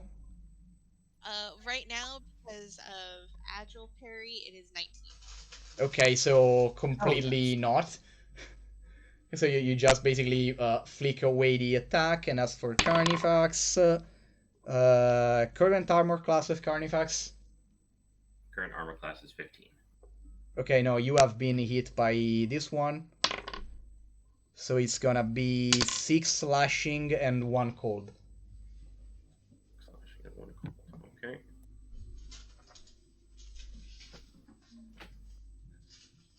And okay, this guy is done, and then we have oh, the king-looking guy that sees that the situation is starting to get spicy, and he sort of recoils back a bit, and sort of looks around and starts mumbling words while rotating the trident over his head. Oh no. This fucking asshole. And nothing, the trident just, he's rotating the trident, which is glowing in various rainbow colors on the mother of pearl on the blade, while he mumbles stuff in primordial. Just totally chill. Just a totally chill guy doing a chill thing right now. And Nothing Carnifax. weird. Carnifax, up to you. Real quick, totally forgot. I need to make concentration saves Oh yeah, for for haste. getting hit. Oh, for haste, for maintaining haste. Yes. Okay. I do have advantage due to being a warcaster, so Yeah, at least definitely. that. Then I took, what was it, 7 damage? Yes. So I need to be at 10. Yep. So first roll. Wow, and no second. problem. Nice. Just Nice. Okay, didn't even cool. phase you at all. Okay, so up to you then. All right, so Chain Lady looks bad. Shark Robot doesn't look bad. Sword Guy looks bad. And then Coward hasn't taken any damage. Yeah, yet. Shark Robot and Coward King are basically untouched, and the other two are on their last ropes. All right, well, instead of trying to deal damage to one of those, I'm going to try to turn this into a power play. And since this guy's been swinging on me and Alfana, I'm going to hit him with a level 2 magic missile. Yes. Fantastic.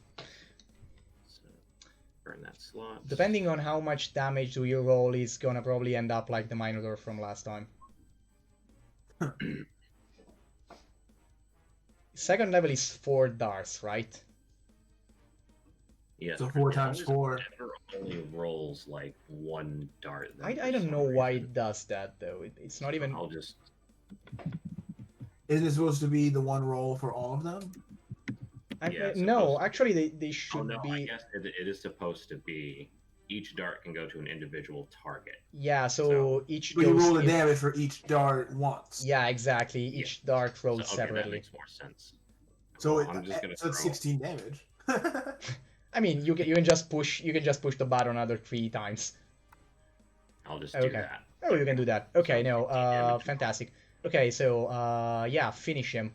However you, if you want to be lethal or non-lethal, I mean, just tell me where and how you strike him down.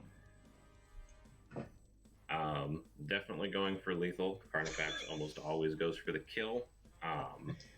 But he'll pull out his spellbook, and he'll point it at the guy. And as the missiles start to like shoot from the spellbook, he'll change them to fire and just incinerate him. Nice. Okay. Okay, so yeah, another smoking head. And this guy is down on the ground. The king is shouting in rage. And then we have Darret.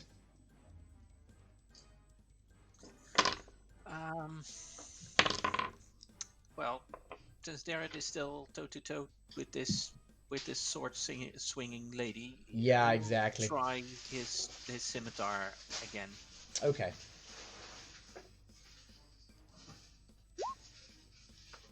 Nah,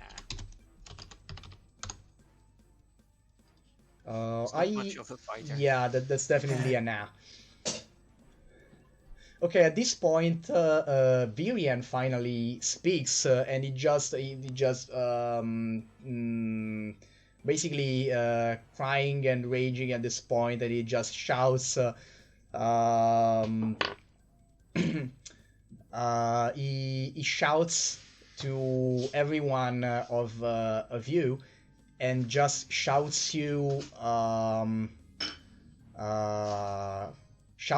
kill them all, to finish them now, or they'll get his family. Okay. He's basically half crying, half shouting, completely enraged and desperate at this point. But he did see that you're having a nice chance, so he just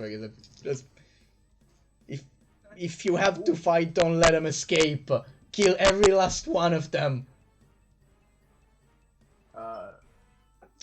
Ugo can only say he will try. And after Darret, as the last action of this round, and then we'll take a little break, the shark boat, as you have you guys called it, takes one step further and tries to glaive at Altana. Fucking street shark. And it's, well, the first glaive attack is a 15, so I don't think it's gonna amount to much. And the second is 23. 23 hits? Yes. Okay, so it's gonna be against Altana. It's gonna be 8 slashing and 2 lightning. Damn. At lightning damage. Okay. Okay, so how bad of an hit was that for you? I'm not quite bloodied yet. Okay. Okay. Okay, then we're gonna take a little less, since it's almost 17, a little less than 10 minutes break, if it's okay for you, and then we'll get back to the action. Okay. Okay, just take a All breath, right, sounds everyone, good. and we're gonna be here again in a little bit. All right. See you then. Okay, so yeah, we are on the pause stream. Screen. I meant screen stream. I'm not able to say any of that anymore. Okay, I'm going to grab some water, and then I'll be back for anyone here in the chat.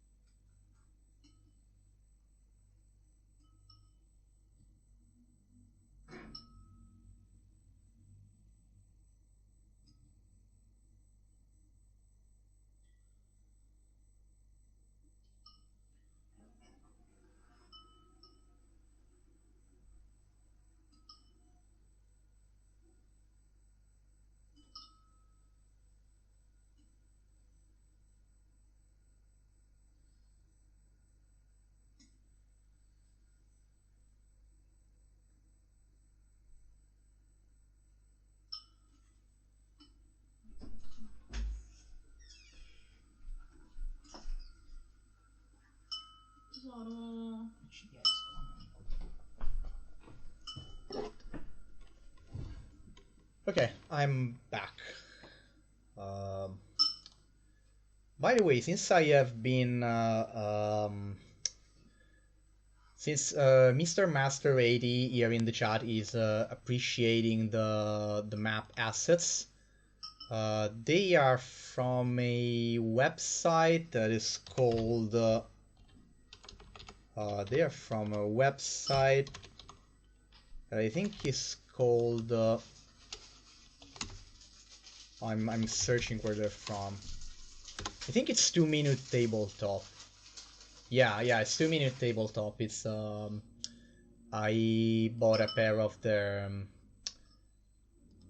asset packs. They're quite amazing, quite sweet. Yeah, so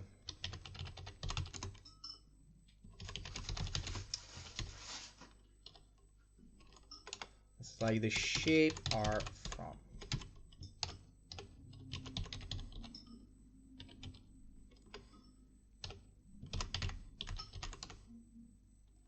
Shipper from 2 Minute Tabletop. As for the archipelago map, instead I grew that myself.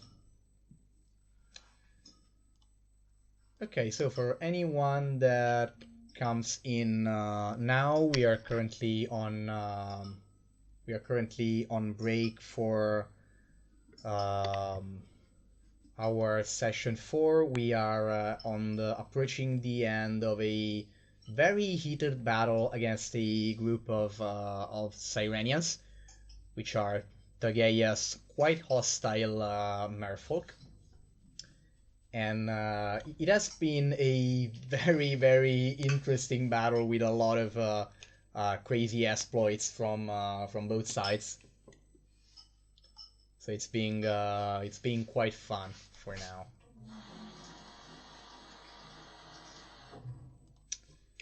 And so, in a few minutes, we are gonna be back in the action.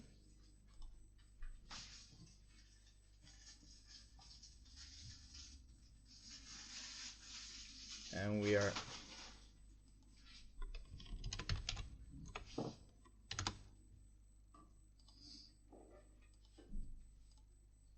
Okay, I checked a couple of things.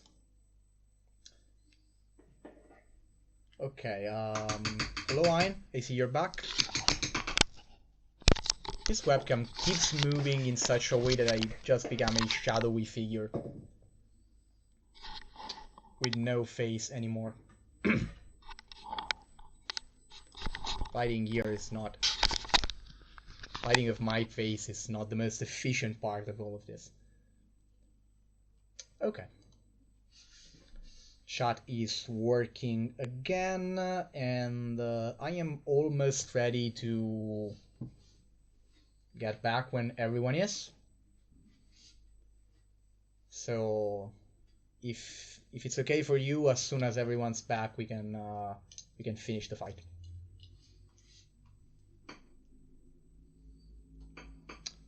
So this has been my favorite fight since the start. Anyway, it's kind of the right mix of epic and this is the kind of action that I wanted to get in this campaign.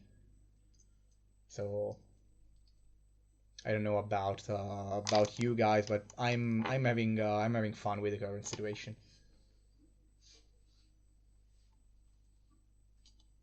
So okay, as soon as everyone else is on, we are gonna get back in the into the heat. We still have oh, I need to make this guy dead, putting a little smoking icon on him as well. This girl here is not feeling super good right now.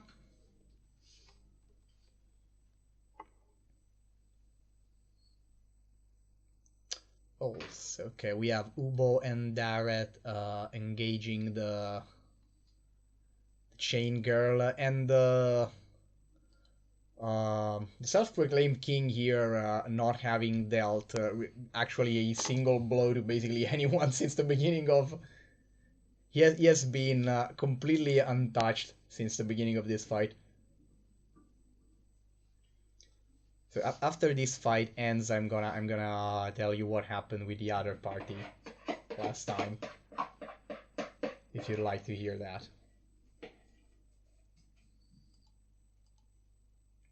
Okay. I actually wanted to ask Anthony if he works even today, because I guess he probably does, but I mean, I feel sorry for him if that's the case.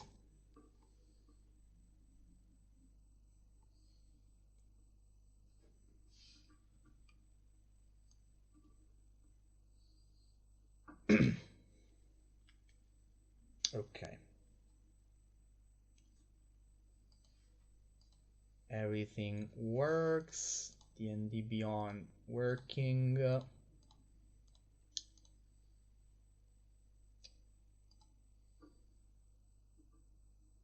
Okay. Okay, I don't know if the others are hearing us. Probably, I mean, I don't know if they were using a headset, they're probably not hearing us right now. So we just have to wait for them to be back naturally.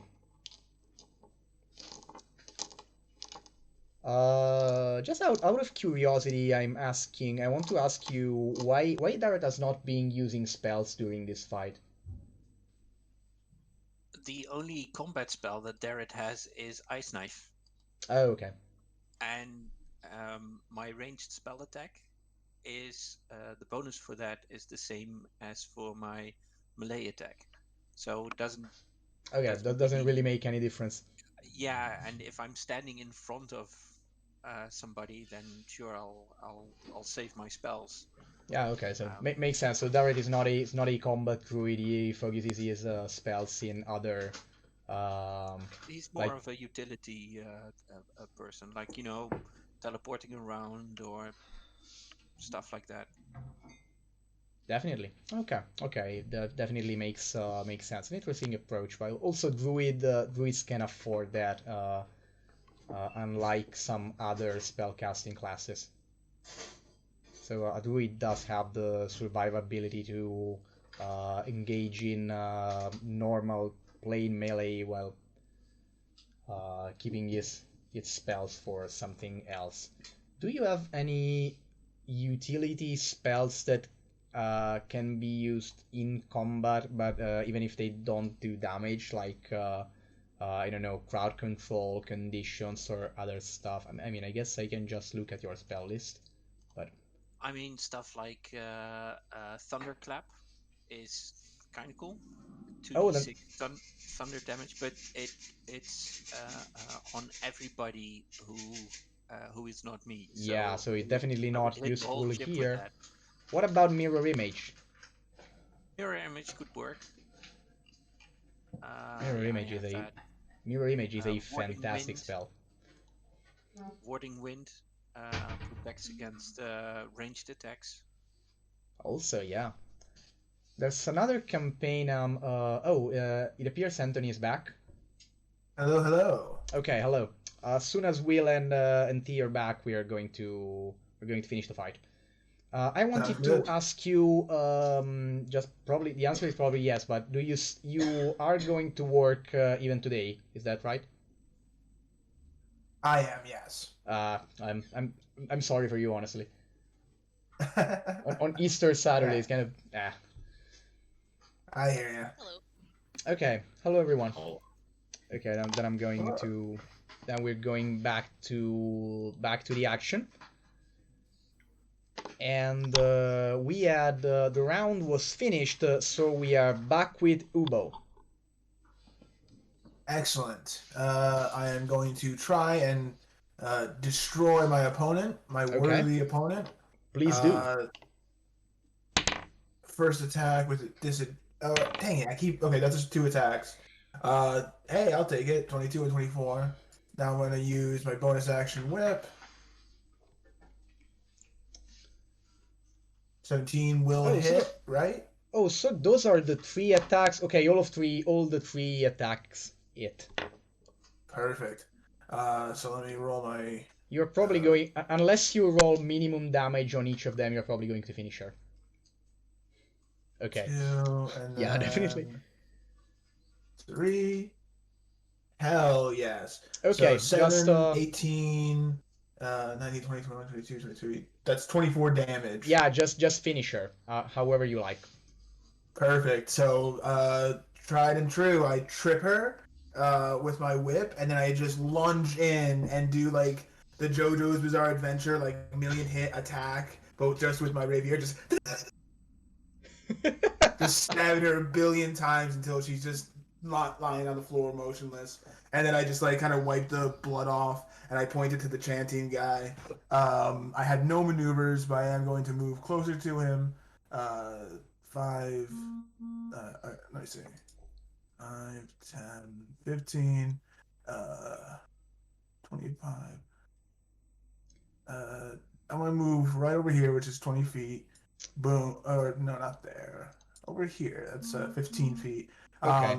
And then I'm just gonna get in his face. You should surrender. And then that's it. That's everything I can do. Fantastic. Okay, Altana, it's now up to you because Chain Girl is very, very much dead, even if the tail is gonna be flapping for a little while yet. And Altana is up to you, and you also do see that given you are able to determine that the king guy is probably going to try and dive back into the ocean as soon as he gets the chance to do that. But besides that, it's up to you. It's your turn now. Should we try to stop the king from retreating? I mean, according to Virian, yes, but I mean, it's not exactly being lucid. How much does the party care, though? I care. We should definitely try to stop him. Okay. Also, you are starting to hearing a bit of a commotion from below deck. Ah, shit. I'll go after him, but first I'm gonna use my haste action to take a potion just in case I lose haste. Okay. Nice. 7. I remind you that you are, I mean, by default, you are in the reach of the glaive of Shark Robot. Holy shit. Jesus. Oh, it's not... Okay, no, he did take a step forward, though. So you're... If you get out of his reach, you're taking an opportunity attack from it. Oh, that's fine. I will go ahead and leave that. I don't know why I'm checking. I have like 90 feet of movement. Yeah, you're good. Okay, so you are taking the attack of opportunity, or are you taking some measure to avoid that? I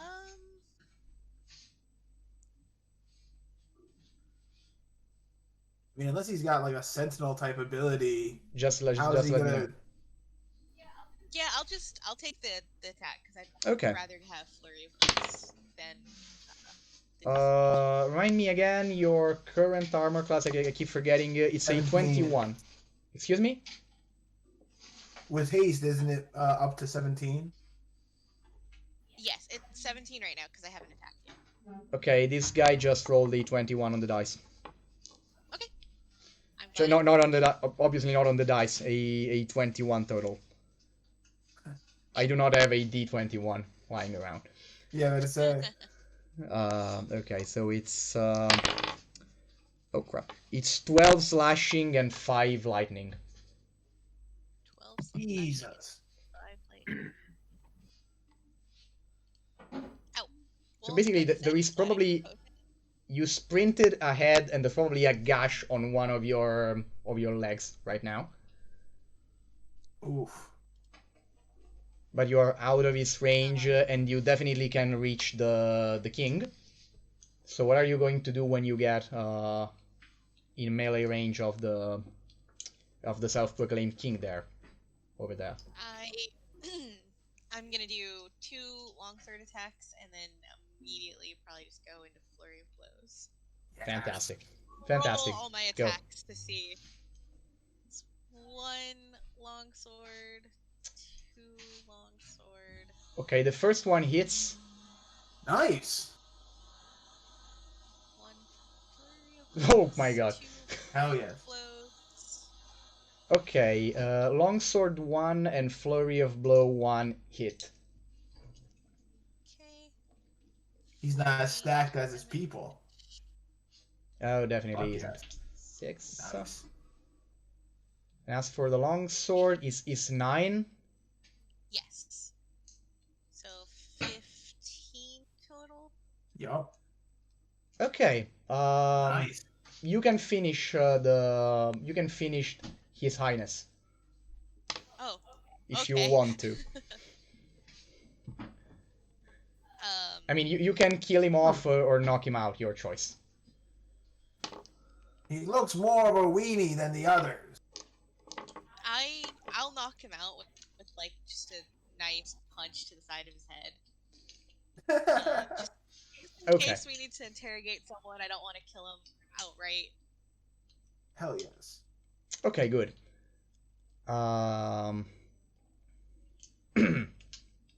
Then at that point, the moment in which the king loses consciousness, the armor sort of flares up, basically almost bellows, and it starts running What? towards you and attempts another glaive attack. Oh shit. It hits. Oh my god. And it is 8 slashing, 3 lightning. 8 slashing, 3 lightning. Gosh darn.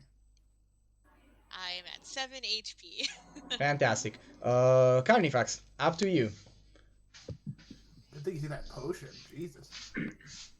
I know. I think it'd be down if I had. You'd be Yeah. exactly 0. Yeah. It'd be exactly 0. Oh my god. Glad I took it when I did. Oh my god. Okay, remind me to take out the king. Remind me to take out the king as well. Okay, you just have the armor now. All right. Oh god.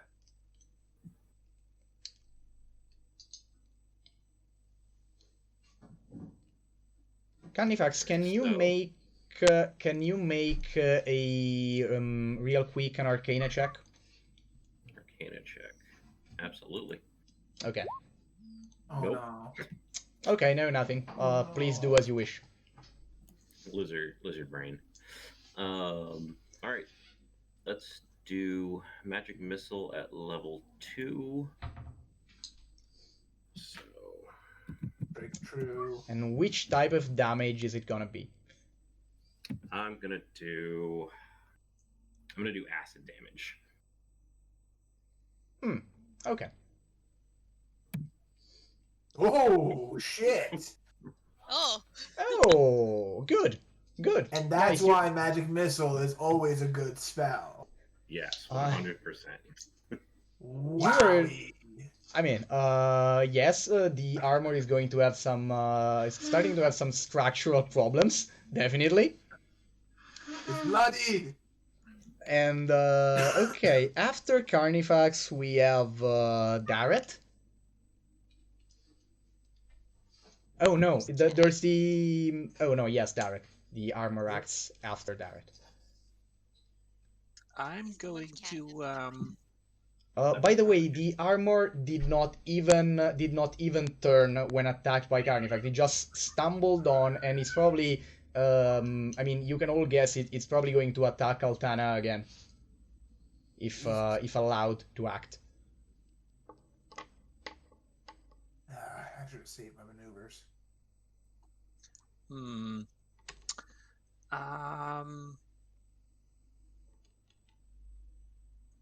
Yeah, no, I'm gonna pull an ice knife or shoot an ice knife towards the armor. Okay. So what does it have to do? It's a spell attack, and no. Okay, that do I? So the attack hits armor class 18, Yes, and basically exactly hits. It takes 2 piercing damage. Wow. Okay. Because that's what I rolled, a 1d10. Then it needs to do a DC 14 dexterity save. It did, but it's just the dice. It wouldn't have ever done it without the dice. Okay. Shit. Alright. Okay. Fuck. Okay, so it's still not exactly in. I mean, okay, that was an enormous amount of damage. So I'm checking something because that was definitely. I mean, those 2/3. That was definitely in massive damage territory.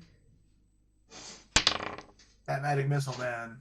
Only 1/3. Everything else was a 4. Okay, no, it's still carrying on, and it's still going to try and attack Altana. Hope that 19 AC works for me. It's 1, and that first attack misses, and second attack, it's 15.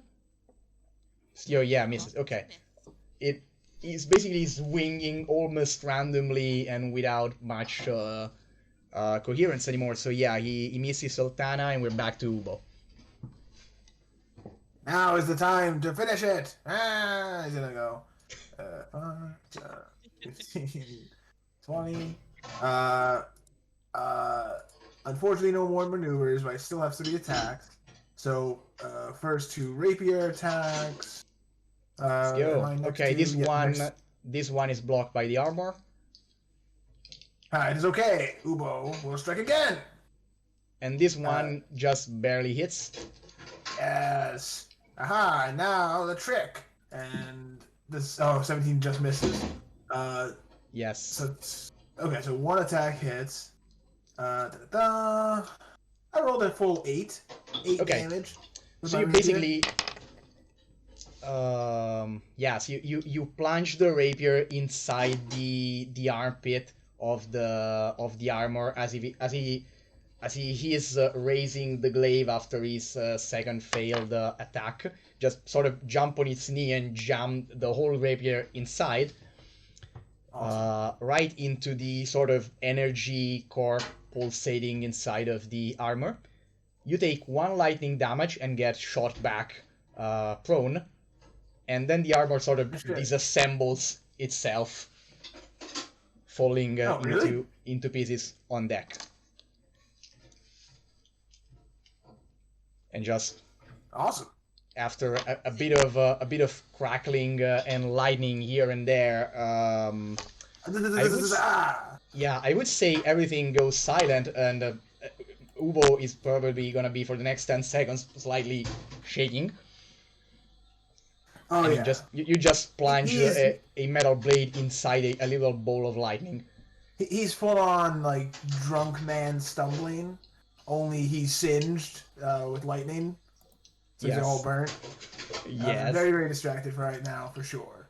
Okay, so at this point, it's very obvious that the ship is sort of diagonal right now, and there's clearly the commotion from below deck is getting a bit worse. And the captain comes out. Captain Ahwalo comes on deck, just like wide-eyed, and what the hell is happening here? We have a breach in the hull, and there's water coming in. What the hell just happened? Are you all okay? And why is my first mate tied down on the floor? Hold on one moment. Ubo's gonna walk back to the king, and then drag the king over to the main center here. I think you would need some help with that because the king is kind of on the heavy side. Oh yeah, Ubo is only 3 feet tall. Yeah. I'm We'll help. not very strong, but I can help. We can help. Ubo Okay. lifts a foot to help, but it's obviously not much with other Okay. people helping. Brings him to the middle. He's fully tied up with how 50 foot of rope. I use every bit of it and Boy Scout knots to tie him up. Um, uh, uh, we should probably secure him and make sure we can plug the hole. How big is the hole? How many holes? There is one very small and the other one kind of big. It seems like if we have been rammed by something. Oh, But my men are trying to get it under control. I think we're not going to sink, but we definitely need to repair the ship if we want to go back. how close to shore are we? You are decently close to shore. How long should it take for us to get to the shore in The point is, ship's condition? you are very close to the shore of the nearest island, which, however, the nearest island is kind of missing on the tree department. Okay. So to make lasting reparation, you're probably going to have to go to Beastback Isle. And yeah, there's you would need to do that probably. And okay, also at this point, the bag, the sack that I mentioned before bursts open in a flash of light, and Saurian comes out in dragon form, slightly shaking its wings, basically foaming at the mouth, like, I've never been this hungry in my entire life. I hope you. You. We already took care of it. Yeah, Settle down. okay. You Good gave friend them one for Saurian. me as well. Good friend Zorian, can you also speak primordial? No, I'm afraid I can't. My father wanted to teach me, but honestly, I found learning tongues was kind of boring. Do you know But why they would want to take you? honestly, I'm not sure they wanted to take me, as in probably Virian there was just trying to get me out of commission, because I saw him sort of looking I mean, I saw him on deck sort of looking suspect, looking weird. I approached him in cat form, and it just let me come near him, and then he had this glove, this kerchief with something on, and it smelled funny, and the next thing you know, I was inside a bag. Okay. Well, we should talk to him and see, A, if he has any more of this knockout gel, powder. That could be useful if he has more. Also, why exactly? Okay, so at this point, obviously, the captain is kind of flabbergasted of what happened, and he just watches in shock as you interrogate Virian, which at this point is still sobbing every now and then, but complying with. And basically, he tells you that exactly what he alluded to before, that simply his whole family is being held hostage by agents of this group of Sirenians, which apparently I need my notes here. Okay, which apparently the guy, the one you have captured, the one survivor, is Right. someone called Duru Alam, and Duru Alam says, I mean, of course, Virian, the cannot and does not care about verifying that. But Duru Alan says he's the rightful king of the I mean the rightful king of the seas of this region and rightful heir to the Eye of the King. And he says that this is what Virian is referring to you. And basically he literally would do anything to get the Eye of the King back, because apparently it would act as proof of his claims to the throne. Okay. And so he managed through some contacts that his very small but very committed group of loyalists had on land to get informations of where the eye was and the fact that it was about to be transferred. And so they basically managed to probably using some members of the Tammet underworld and renegade guild adventurers, like probably even the guy you captured in session 1. It's probably Right. that was Okay. he had one speaking stone. So that's probably okay. what that guy was doing.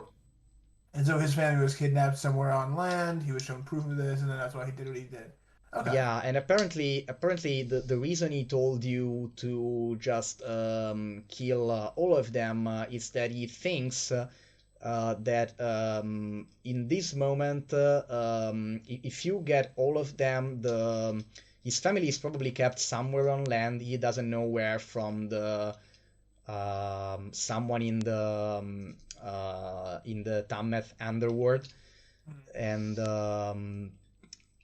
though the king Duru Alam and his royal guards are basically the only ones currently acting in the Crimson Atoll itself. So if even one could have, if you have all of them either captured or killed, they are not able to communicate with their allies on land, and so his family at least has some time, some delay that allows for them to be found and rescued. But if even one of them got away, it would have been able to just relay the message. And then one last question from me. The fact that this is important to his political rise as a king, is this eye that we're transporting, is it Soren in nature, in origin? Is it their kind of magics that's under? Oh, yeah, you have Carnifax had already discovered that the Eye of the King is called that way because it's supposed to be an artifact that a cleric, a Sirenian cleric of the Voices of the Sea attunes to, and then he transfers the attunement to a designed king. So it's sort of it's an item that is literally needed for a ceremony of coronation, and it grants this sort of supernatural aura of authority to the wielder. So the one that is chosen by a priest and given the orb definitely has some legs to stake a royal claim on. Gotcha. All right, that's everything from me in terms of questioning. Okay, so that is literally everything that Virian knows. He's kind of he's really deeply ashamed of everything that's happened, but it just plain and simple, he felt like he couldn't do anything like what he did. Anything besides what he did, and he also confesses that it was the reason that he wanted to get to go through the Seed Ray corridor, because it would have gotten you closer to the Sharkjaw, and fighting the Royal Guard there would have been even worse for you, and they would have been just stealing the eye and giving it back to them would have been way easier. Oh, okay. Well, I'm glad we didn't end up going that way then. Yeah. Yeah, at this point, Saurian is kind of conflicted because half of him is really, really super angry, and the other half, I mean, if he could physically, he'd probably be crying at this point. Dragons can't cry. That's so sad. Or probably, I mean, probably they cannot cry in the same way humans do. They cry more like reptiles. It's just physiological. It's no link with emotions. It's really ugly crying. I get it. Probably. I mean, they cry in the same way that Carnifax could, probably.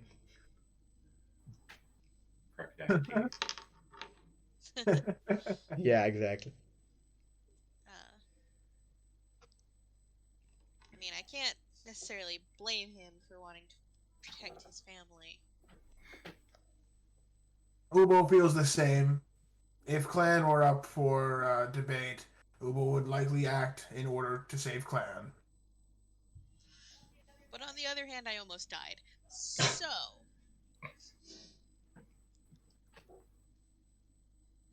Also, I fair mean, point. it did try to hand over the Eye of the King without killing any of you or directly involving you into the fight, but then the Royal Guard just went straight into aggression mode. So... Tell us to drop our shit. Yeah, right. Yeah, right. Yeah, so you also now know why he had specifically insisted on that special dinner prepared early for you guys. Oh. So by the way, the poison, of course. He probably does still have the equivalent of 2 doses of whatever poison he used to knock you out. Perfect. And he just at this point is cooperating no problem, because I mean his situation is kind of desperate, and he's just he plainly admits he's just going with the if it seems you seem capable to take care of the situation, so if he can help you get back his family and have revenge on the Sirenians, he will. Well, as Ubo thinks of it, you have your family taken by them, and we have their king taken by us. It is a fair trade, one would say. Yeah, it would be a fair trade if this guy had many more followers. He has few of those, but you can definitely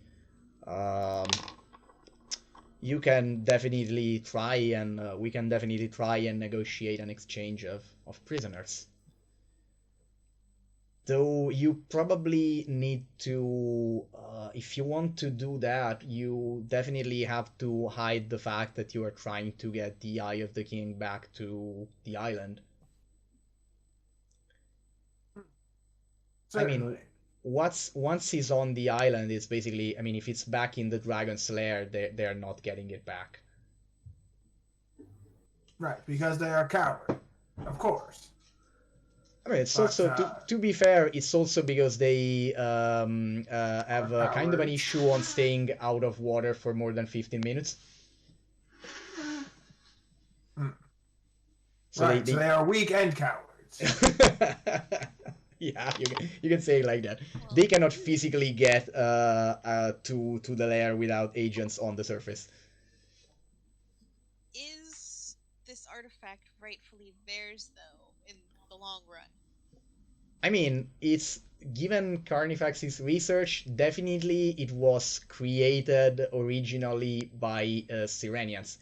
Though if Duru Alam is the rightful heir to the Eye of the King, that is, nobody knows. He will say it, that you literally do not have access to anyone that can corroborate the claim, except the one that makes it.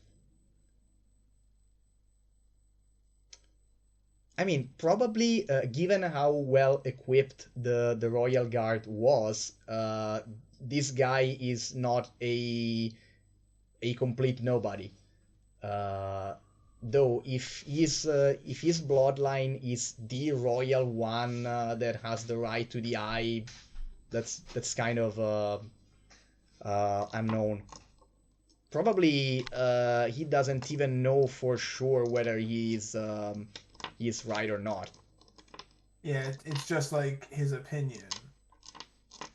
Yeah, it's like, I mean, at this point, Occam's razor is that he is one of probably many clans in the same situation, that everyone says they are the rightful one, and there is no actual basis. So whoever gets to the eye first is king.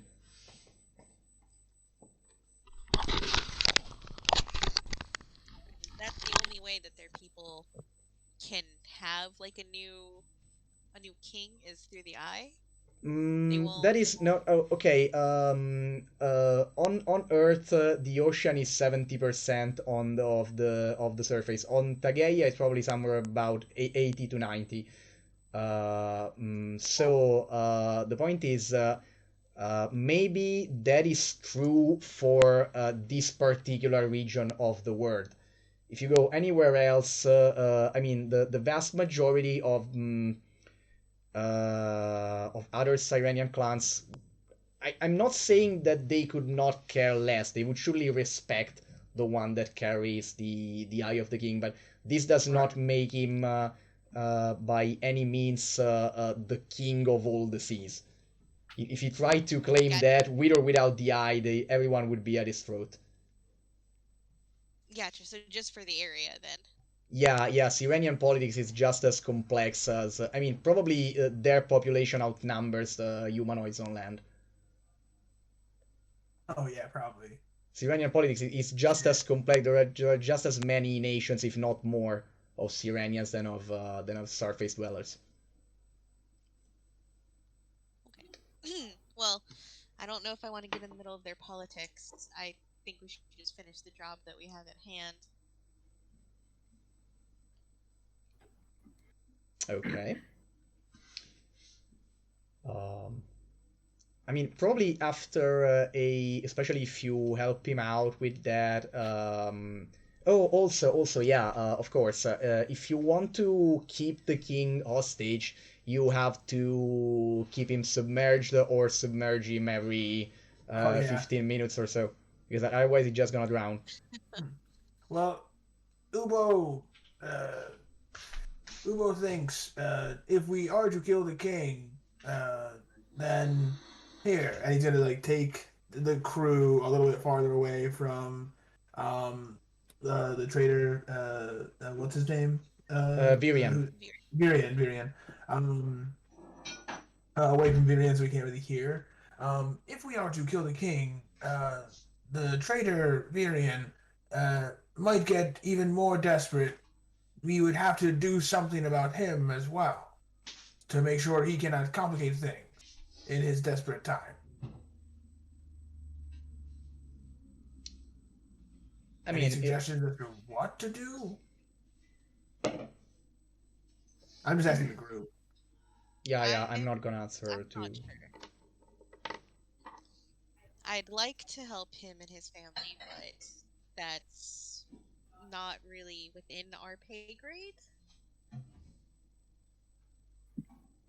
Okay, the only one thing that I need to make clear at this point is that Virian is sure that as of now, as long as you are in the atoll for the moment, the king has no ways to communicate with whoever is holding Virian's family hostage, and Virian does not know what orders do they have.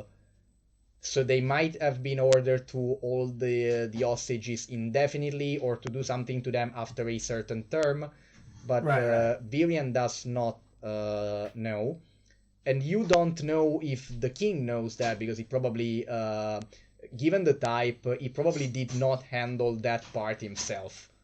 Sure. I'm not even trying to get onto that. I'm just saying, if we're going to finish the job and kill the king, then we need to do something about Virian too, just to make sure that he doesn't complicate things or get in the way of things or try and do something, because it's, just makes sense, right? because it's his family. He might try and do something nuts. He is already tied up. I'm not sure.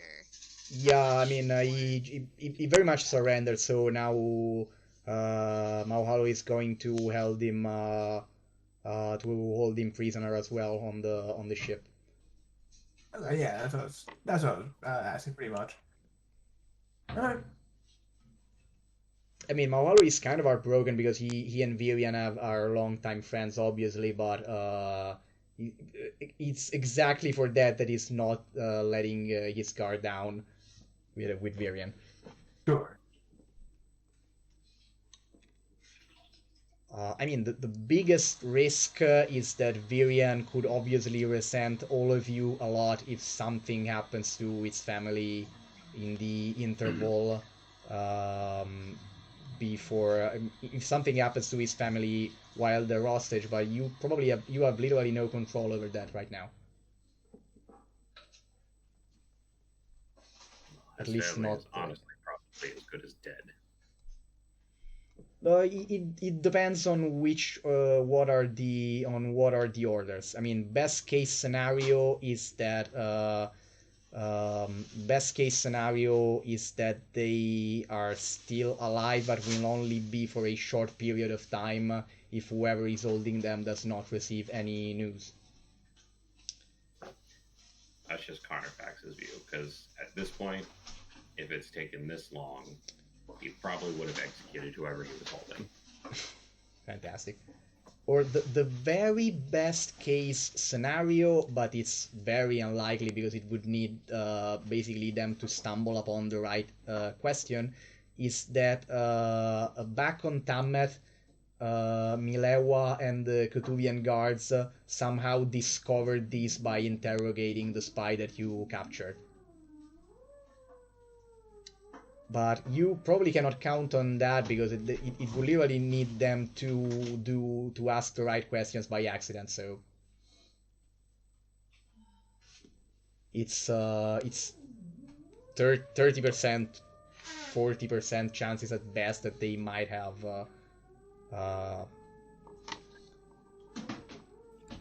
So yeah, you don't have a whole lot of data.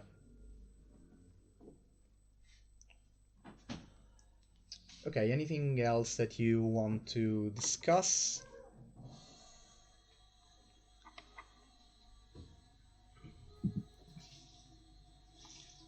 So, what do we do now?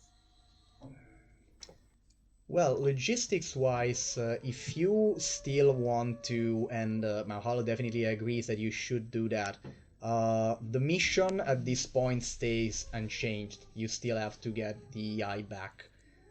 However, your window is very much reduced because this is day 8. Okay, tomorrow is day 9. Tomorrow is gonna be day 9, and the plan is that after you get you're gonna rest. Mauhalo and the crew are gonna get the ship back to a serviceable state, and as soon as you are rested and they are ready, they will try to go to Beastback Isle to get the necessary wood to make the reparations that they need, and they will let you go on your own and make landfall on the island, and then you will have to rendezvous at some point of everyone's choosing within a certain term limit.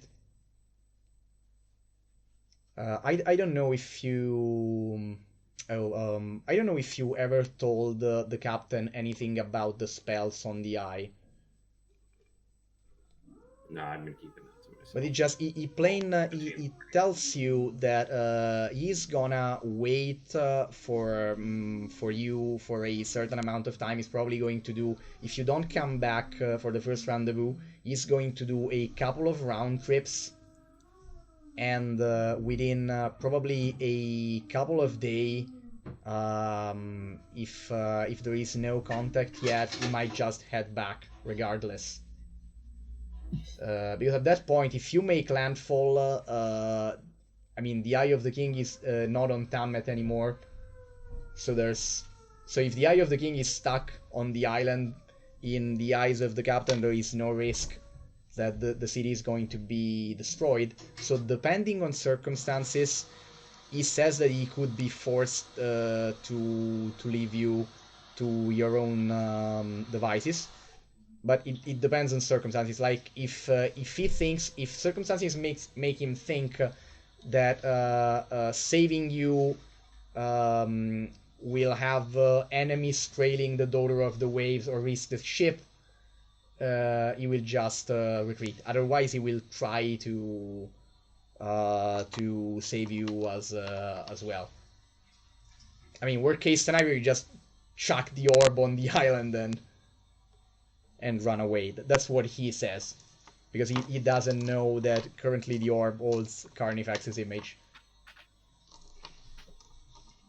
I'm not even sure Carnifax is worried about that. I don't know if Carnifax is worried about that. Carnifax worries about nothing. So that is, I mean, if you that's what the captain thinks, and if everyone agrees, that's the baseline of the plan. Otherwise, he listens to your options. Sounds good to me. Yeah, I don't blame you for needing to take care of your crew. I mean, I'm sorry, guys, but it's not. I mean, I'll do literally everything I can to save you if it doesn't involve losing the ship or the rest of my crew. So if I see you, I mean, you have to understand. If I see you trying to escape from the island with, I don't know, a rabid horde pursuing you, I'll have to hightail it out of here. Or worse yet, of course, the Scorcher Queen. I'll have to just deny knowing you at that point, probably. That's fair. Yeah, I really hate to have to say that, but I made it clear that my loyalty is to my crew and to Tammet above everything else.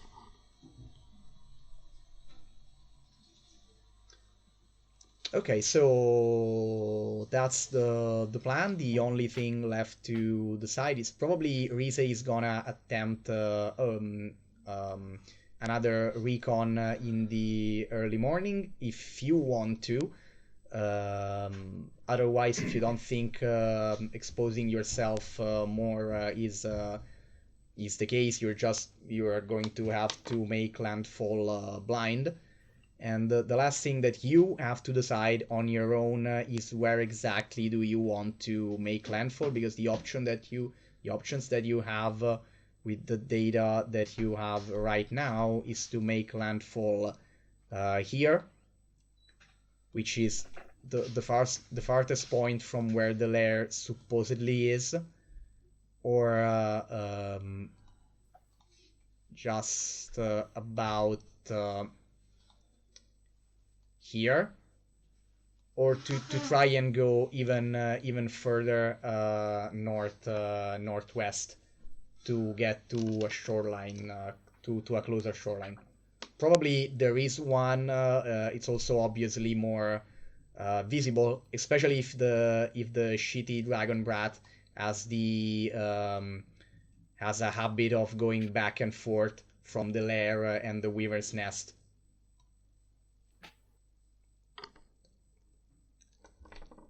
And so yeah, that's the situation. I think the second option you gave, I think, seems like the better one. But what's the So first it's thing? this one landing here.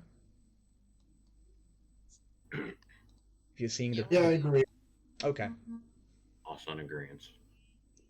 Okay, good. Okay, then you'll be departing early morning, and to give you a little bit of probably, yeah, here is where you will separate from the main ship, and they'll go straight to Bisbeck Isle. Real fast.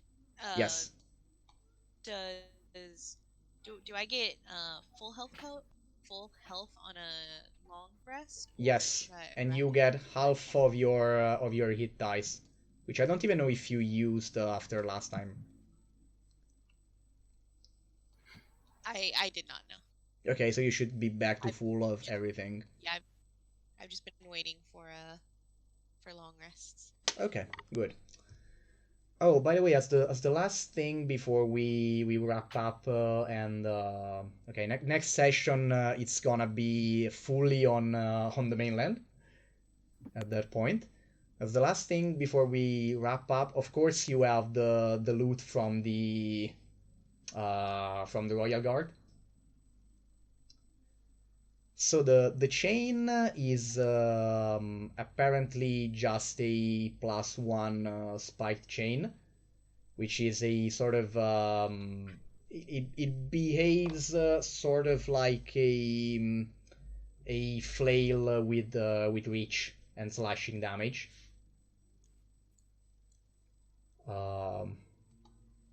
Though it's probably kind of a bit on the heavy side. I'll give you the exact details of that next time. And I don't know if Carnifax wants to have fun with some identification of the rest of the stuff during the evening. He will definitely identify anything that has any sort of inkling of being magical. Okay, so the Coral Trident is a Trident of Fish command. Nice. Trident of Fish commands. And the scimitar. The scimitar apparently, besides being a magical weapon that does 1d4 cold damage, 1d4 bonus cold damage, it has another characteristics, which is it has 4 charges and gains 1d4 back at dawn. And by expending 1 charge, you can extend the reach of the blade by 5 feet for the duration of 1 attack. And you can expend multiple charges on the same attack if you want to. Right. Alphon is just doing grabby hands at that scimitar. So Altana has gotten that. Well, Darrett also has fights with the scimitar, so yeah. Okay. But yeah. Given the fact that Althana is much more of a combat monster, he'll reluctantly agree to give her that scimitar. I mean, Altana does have proficiency with a game set. You can wager that. She does kind of stop and go, "Are you sure? I mean, if it's something you're really attached to." I mean, no, take it. I don't know. We'll launch into this kind of passive-aggressive. No, and in the end, Darrett will insist that you take it. Okay. But maybe he's Carnifax will look to Althana and go, "What about the other thing? The glowing thing?" The other thing, yeah, that was about the. You mean the armor? No. The little glowing rock orb thing. It's actually some weird kind of speaking stone made out of pearl. You find another one on the king. Not on the king, on the chain wielding woman. It just plain they are 2 connected speaking stones that can cast sending between each other. Interesting. So you can definitely make use of those anyways. Captain and keep the other with us, so if they do need to leave, we know we're stranded. Okay. And lastly the armor.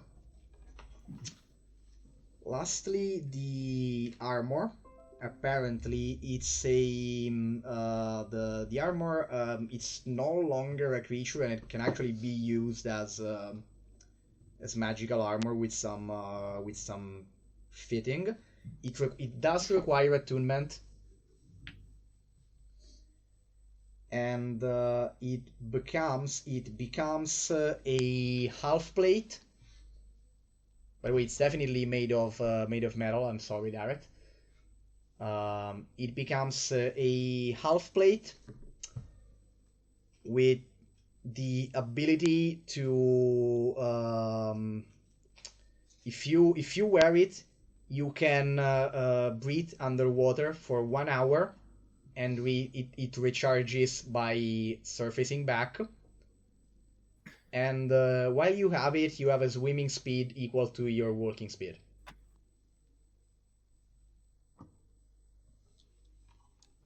So this is a very edgy looking armor, because the helmet is literally shark-like. It's kind of so yeah. I don't know if anyone is interested in using that, but yeah, there's that. Sounds like something for Ubo, if anyone. Also, it does have other properties which I have written some places I have to check back, because probably I need to change something, but it does grant one kind of perception bonus when underwater, but I need to check back on what exactly that was. If I remember correctly, it allows you to... It works like the shark blood smelling. It allows you to track creatures that do not have their full HP in a certain range. Oh, shit, that's cool. Probably only works underwater, though. I have to check back on that. Sure. Ubo just kind of looks around. If anyone else would not mind, and he's just kind of inching closer and closer to it, as long as there's no protests. I don't wear armor, so I have no qualms. I'm getting a... Can you... Does a breastplate have strength requirements? No, it doesn't. Okay, good. Oh no, it's medium armor, so no problem with that. Okay. Nice. So Ubo gets to become a shark, a blue Power Ranger. Yeah. Power of water. Ubo will immediately strip down to his skivvies and have his retainers put on the new armor for him. Okay. Baller. He's so happy. Okay, a little fun fact about that, by the way. His retainers would have to help you with that, because attunement to this armor needs to be done while almost fully submerged. Oh, really? Yup. So he's trying to put it on, and it's just like repulsing him. Okay. No. It's not that it repels you, but it does not give you the full properties until it properly... Also, it's a very big armor, so you basically have to put yourself inside the armor, just all put together, and then your retainers will have to, I don't know, tie you and get you in the... get you hanging from the side of the ship, and get you... you're gonna have to be baiting for about 1 hour, and then it's gonna be resizing around you and becoming the full Shark Power Ranger suit. It shrinks down to my size. Yeah, exactly. Awesome. Wow, the next guy who gets it off me is gonna have a hell of a time trying to fit it. Jesus. Because it was kind of a hulking brute before, so now it goes from it went from like 1.8 meters to Kobold size. Ubo has just ceremonially, because he's doing all of this, of course. He's ceremoniously ruined and restricted this armor to strict only small beings. Only small humanoids will be able to use it now. Oh my god, awesome. Okay, I will spend the time to do that. That's excellent. Thank you. Okay, fantastic. Okay. So we'll wrap it up on Ubo. Basically, what's the what's Yeah, the being verb? marinated. Okay, Ubo dipping, being dipped in the ocean. I was trying to find that verb. Hang Okay, 10, dudes. Hell yeah. we'll Body wrap it up. serving.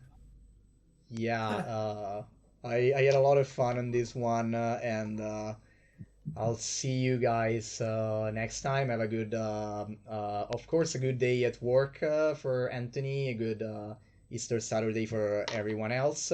For everyone else that was watching the sessions, you can catch the archive on Twitch. I'll put it back on YouTube.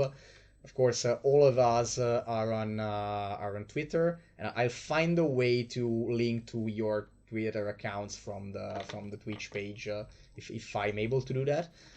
And okay, so this has been session 4 of Revenge of the Scorcher Queen, episode 4, Royal Bloodlines. And next time we are making landfall, and since we are going to have all of the session on the island, it might be the last session depending on what exactly happens.